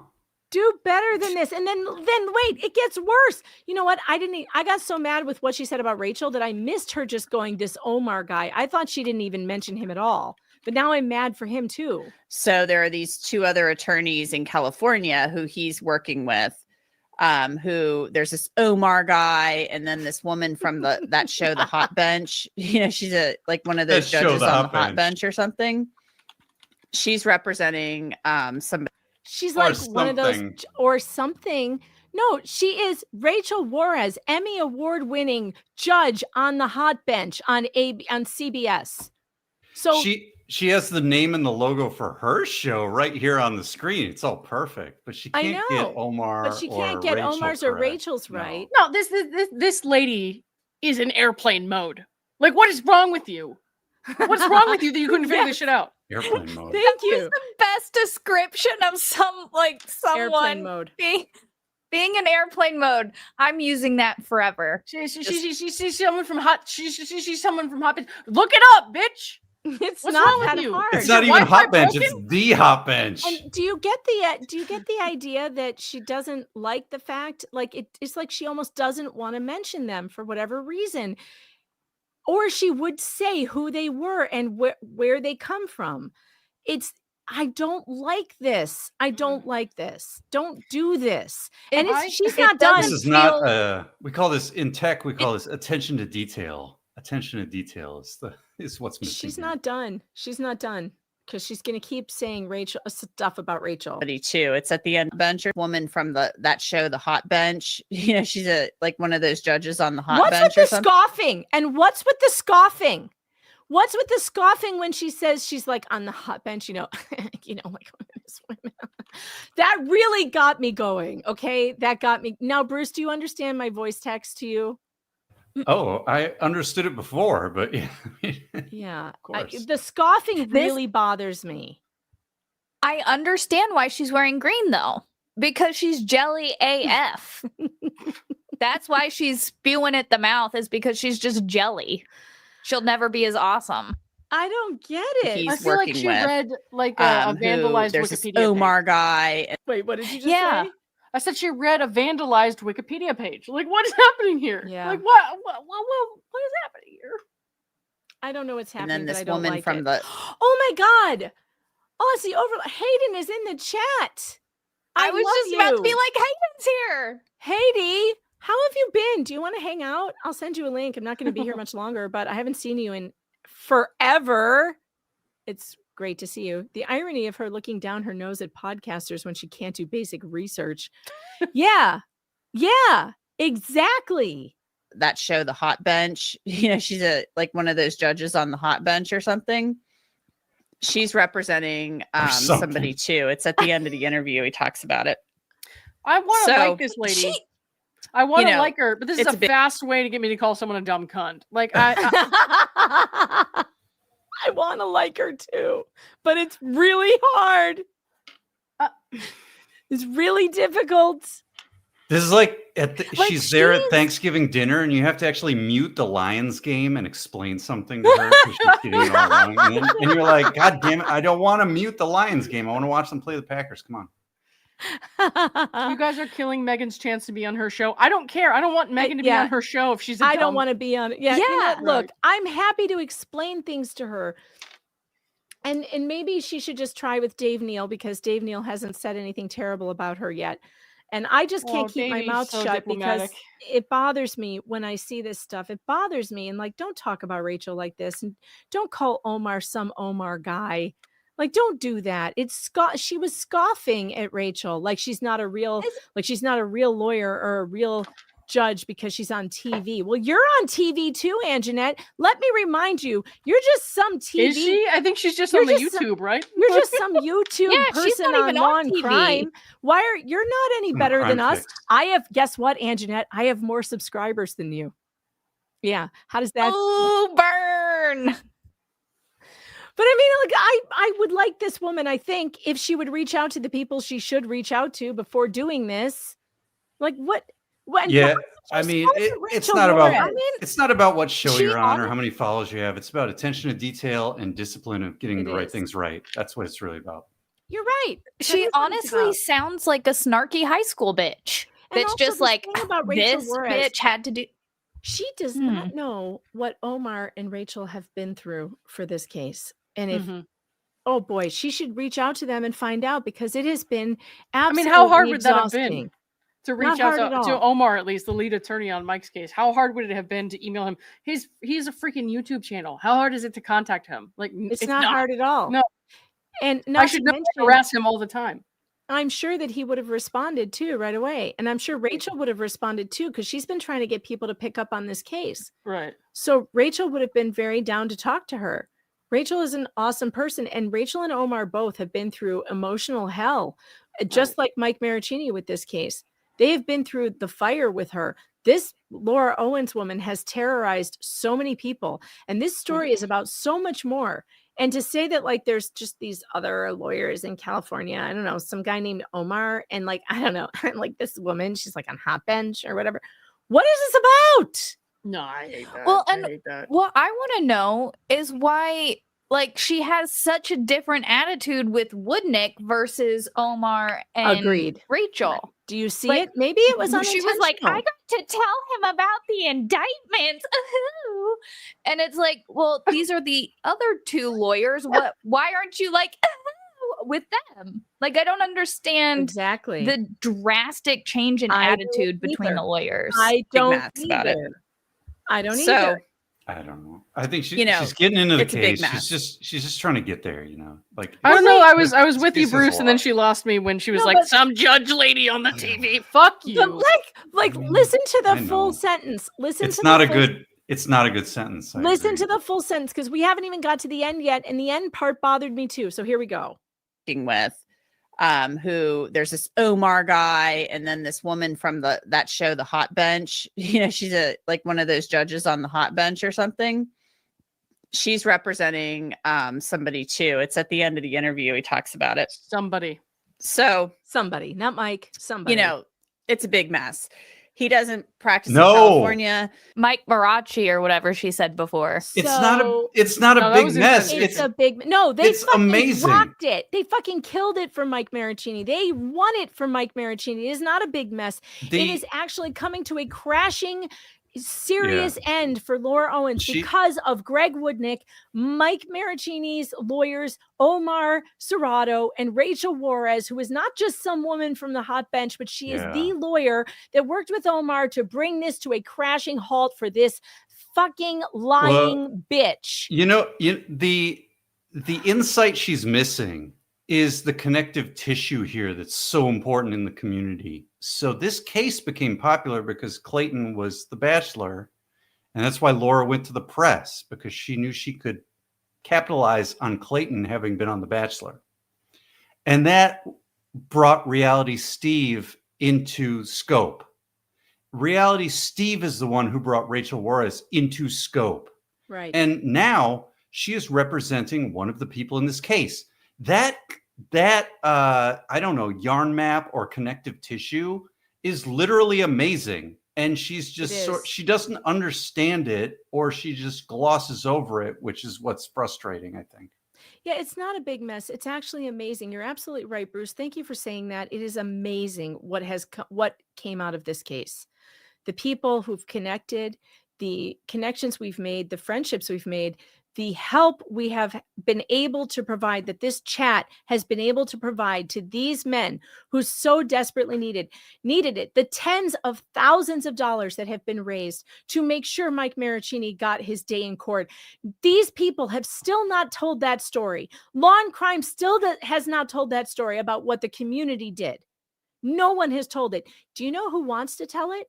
Martha in San Francisco wants to tell that story. And I told her anytime she wants to talk to me, I am available for her, because Martha at the Chronicle? I always forget where she works. Martha does good work. She's out there looking at the real story. She told me the other day, I see a story here about what you guys on YouTube and the community did for these guys. And I really want to tell that story. And I said, I support you 100%. And I will do anything you want me to do and connect you with anyone you would like me to connect you with to tell that story. That is a big story in this that Law and Crime is either ignoring or just refuses to tell. Yes, folks. I got to dip out now. I got to take my pain medicine because I had a crown put in. Oh yeah, today. how's your crown? How's your crown? Is it done? My mouth is a little sore. I mean, it's just a temporary crown today, and I have to go back for the permanent one in 3 weeks. Be careful with that thing. So, I had a partial. yeah, I got to be careful. And all right, well, eat soft things. Well, I'm going to be out of here soon anyway. That was the last in like 5 flux. That was the last thing that I wanted to show everybody anyway, was that it just made me mad. It made me mad. And they're either ignoring it or they really don't know yet about it. But to me, it feels very intentional. It just does. It feels intentional. I feel like they think we don't think we're in competition with them. Like, I don't feel that way. I don't feel like I'm in competition with Law and Crime. I feel like they have an entire audience that I can't tap into anyway. And I may get some of them, but certainly not that huge audience they have. But for some reason, I feel like they feel they are in competition with us, which is bizarre, because we don't have that kind of audience. We have a very small niche audience. And it almost feels like they want to make sure we keep it that way. You know, just make sure just stay where you belong. And it bothers me. I mean, I'm too busy fighting TMZ on the Justin case to care as much. So it's like I didn't even know about this until you texted me. So oh boy, TMZ is giving you a hard time, Lauren. What's going on? What's going on? No, TMZ is giving everyone a hard time because they like to peddle information that's half true. So trouble. Yeah. Big Tiff Dog is agreeing with me. She says, I would say so if I disagreed with you, Megan, but that was upsetting and rude. Oh, I was screaming in voice notes today to Lauren, to Bruce, to Dave. Screaming. I woke up to that. I woke up to screaming. Yeah. Screaming. I even said to Rachel, I was like, I will cut a bitch for you. What do you want me to do? It was funny. She was like, what are you talking about? She would probably be like, what are you talking about? Like, no, she was like, what are you talking about? I'm like, are you never mind. I'm upset. Okay. I think, the thing is, Omar and Rachel, they have their accomplishments, right? They have their wins in court. They have their resumes. They have the things they're doing. Like, they don't need validation from the press, right? Like, right. So I think that's good. It's not like Laura, who needs, all these press people to I get mad for build them. her up. I get mad for them. I got mad for Dave, just like I got mad for Dave when that idiot called him some podcaster. Oh yeah, Nick Viall. Nick Viall's scumbag. I hate Nick Viall. Yeah, I'll say I have no guilt about that. Should. I have little guilt about being hard on the Law and Crime lady. About Nick Viall, no. Nick Viall is a scrotum. On behalf of Wisconsin, I have to. I don't like scrotum. For Nick Viall. Yeah. God. Yeah. I mean, I get upset on behalf of people who did good work, and on behalf of people who did hard work. I gotta go. Somebody's at my door. So go ahead. I have to get to super chats, and then we're gonna redirect you to that umbrella guy. Nice. Who will be going live at 8 p.m. without me because I'm gonna go and cook dinner for the family. I usually never stream on Fridays. This was unusual because I was full of rage today and I needed to get some of it out. And also I had that interesting Ronn Owens thing to drop, which I thought was fun. You missed the first part, Bruce. Did you hear him say, I live in an estrogen house? Well, let's hear it again. Well, let's hear this first part again. He's got 2 daughters. Of course he's going to say that. As I said more than once, Ronn Owens, KGO Radio, I live in a house. Well, it's an estrogen house. I've got 2 daughters. I've got a wife. And so the Bachelor is something that is never missed in our home. I usually am in for the first one, maybe the second. And then it's never missed. 2014, this was recorded, and it's never missed in their home. That was the big news that I dropped in the very first couple seconds. Yeah. I mean, I feel like she did watch that show a lot because there was stuff on Instagram. She totally did. Like, I feel like when he says stuff like that, like, it's never missed in our house, I feel like it's kind of like this radio marketing speak they say. Are you kidding? No, it isn't. I think they did watch the show, but I think when he Bruce, says you missed the point. Like you missed the whole part. I spoke to KGO insiders. Yeah. They were ordered to get The Bachelor on the show by his daughters. I believe. This was an order from the daughters. Yeah. From Laura and Sarah. Oh, yeah. They had all the Bens. They had all that. I'm sure. Why would Ronn want to interview a Bachelor? Think about it. No. So I think when he says stuff, he's playing his radio role. But yeah, behind the scenes, 100%. Like, I think she sent 1 or 2 audition tapes in, right? I wish we could get a hold of those. We still don't know. Those of you out there who've ever worked on The Bachelor, if you're just now discovering this case, please do look through the archives for Laura Owens her audition tapes. We think that there are some there. Fake Laura Owens, thanks for the 5. Sorry, in real life, I have a broken back. The struggle is real. Do you really? Oh, that's horrible. Horrible. It's horrible. No joke. Yeah. It's terrible. Oh, boy. Fake Laura Owens, thanks for the 5. Don't you people realize 7 a.m. is my bedtime? A raid is so intrusive at that hour. Yes, I do. I totally sympathize. And Fake Laura Owens, thanks for the 5. I am not bipolar, possibly bi-curious. There was that one time in Horsey Camp. Giddy up. Sarah Marinick, thanks for the 5.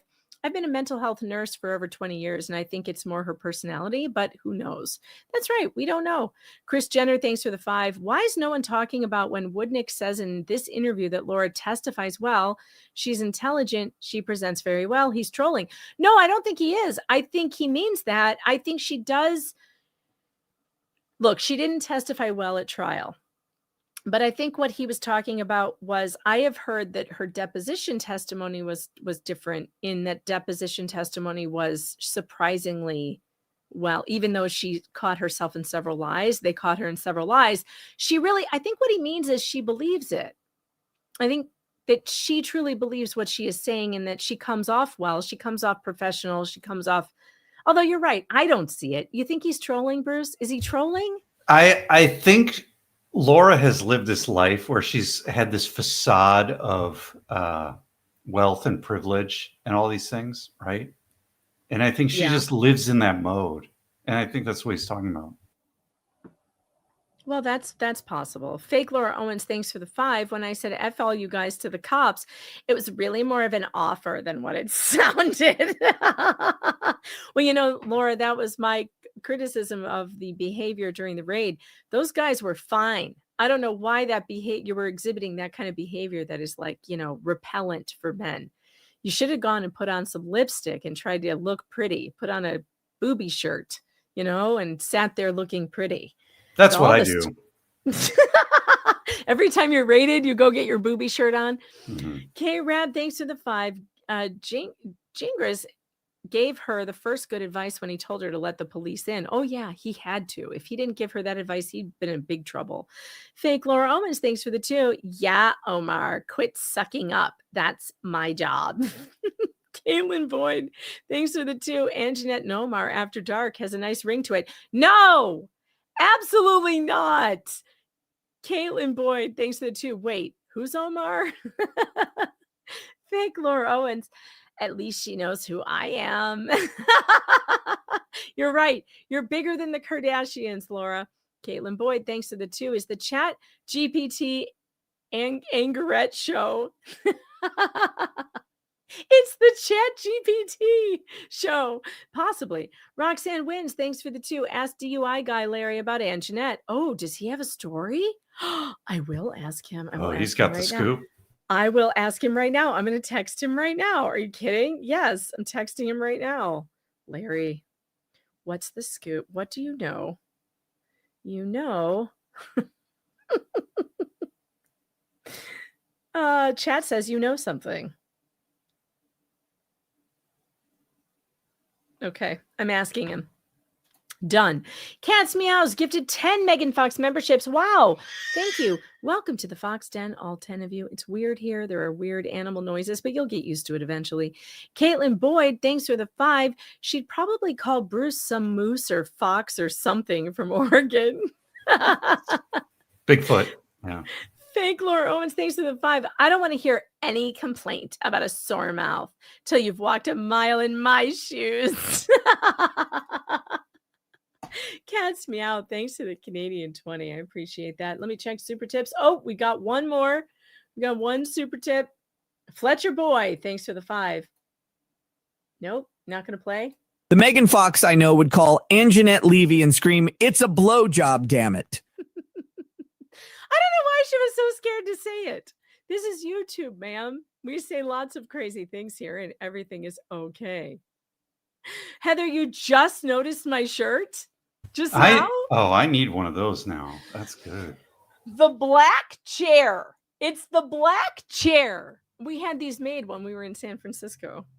We literally went to a t-shirt dealer named Samir, and we had the black chair shirts made. Samir. Maybe he'll make me a shirt like, whoa, whoa, whoa, whoa, whoa. He can make you any kind of shirt you want. Samir is a t-shirt genius. Like you can literally tell Samir to make anything you want. All right, guys, I am going to be sending you over to see That Umbrella Guy. I'm going to redirect you over there. He has a show starting at 8, which everybody knows means 8:15. So you have time to go to the bathroom, get a drink, get yourself a snack, and then come back. Bruce, what's coming up for you soon these days? What do you got going on? I just had this room painted, so it's a color called 3 a.m. latte. So I'm very excited. I like it. I can actually put art on the wall now once the paint is fully dry. I like the paint. I like the color. Yeah. It's very warm. I like the name of it too. That's what I'm going for in my home office here. Is a latte, to be inside a latte? Yeah, at 3 a.m. It's before 7 a.m., but I'm okay with that. Well, some of us are okay with it and some of us aren't. I've been told that I'm going to be arrested for some kind of nonsense going on in Levy County, but I'm always relieved after 5 p.m. because I think, well, we're past business hours now, so surely they're not coming. They're not coming. I get nervous between 7 a.m. and 5 p.m., but outside those hours, I feel pretty good. All right, everybody. I'm out of here. Go say hello to That Umbrella Guy, and I'll see you later. See you, Bruce.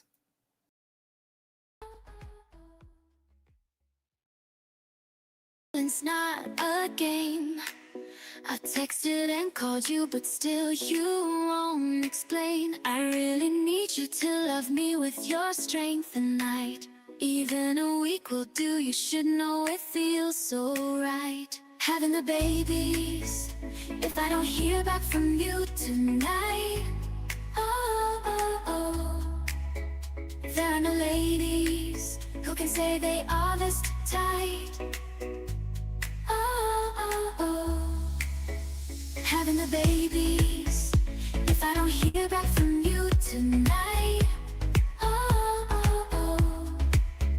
Never felt this way about anyone before. Well, maybe that's not true. There were 2 or 3 more, but no one would sign this thing. So just a solid week or two. Oh, having the babies. If I don't hear back from you tonight, there are no ladies who can say they are this tight. Having the babies. If I don't hear back from you tonight, if you sign it, I will take the pills today. Twin flames will get doused and go away. Let me in, I wanna be one of your tribe. You and me have a real friend, lover vibe. Oh, having the babies. If I don't hear back from you tonight, there are no ladies who can say they are this tight. Having the babies. If I don't hear back from you tonight, if you sign it, I will take the pills today. Twin flames will get doused and go away. Let me in, I wanna be one of your tribe. You and me have a real friend, lover vibe. Oh, having the babies. If I don't hear back from you tonight, there are no ladies who can say they are this tight. Having the babies. If I don't hear back from you. We're going to the House of Prime Rib. You guys, this is the moment you've all been waiting for. Once this place had a ghost in heels, ordering salad she'd never eat, telling tales no truth could steal. Oh, the drama marinated deep. Now the booths are ours again. We came to laugh, not to grieve. Old wounds cured under candlelight, with horseradish and belief. At the House of Prime Rib, we raise our martinis high, stirring ghosts in olive brine. Let them drown and say goodbye. We got laughter for dessert and hearts medium rare tonight. At the House of Prime Rib, where we took it back and made it right. The Yorkshire pudding's puffed with pride, the cream spinach silky green, glasses tipped and laughter bright, and no one minds the scene. We toast the tears and lingering fears, and the ones afraid to stand. We talk too loud, we healing bites, running our darkness out of Frisco land. At the House of Prime Rib, we raise our martinis high, stirring ghosts in olive brine. Let them whisper, then say goodbye. We got laughter for dessert and hearts medium rare tonight. At the House of Prime Rib, where we took it back and made it right. They bring the carving cart around, we cheer like it's a crown. You say the past can't haunt this town, and the waiter just smiles down. Old stories fade in the candle flame, new ones take their place, and even the faker's name can't steal our happy taste. At the House of Prime Rib, we toast to truth and time, to the friends who made a ghost story taste like vintage wine. Oh, we got joy on the bone, and the night's still pink and bright. At the House of Prime Rib, we finally made it right.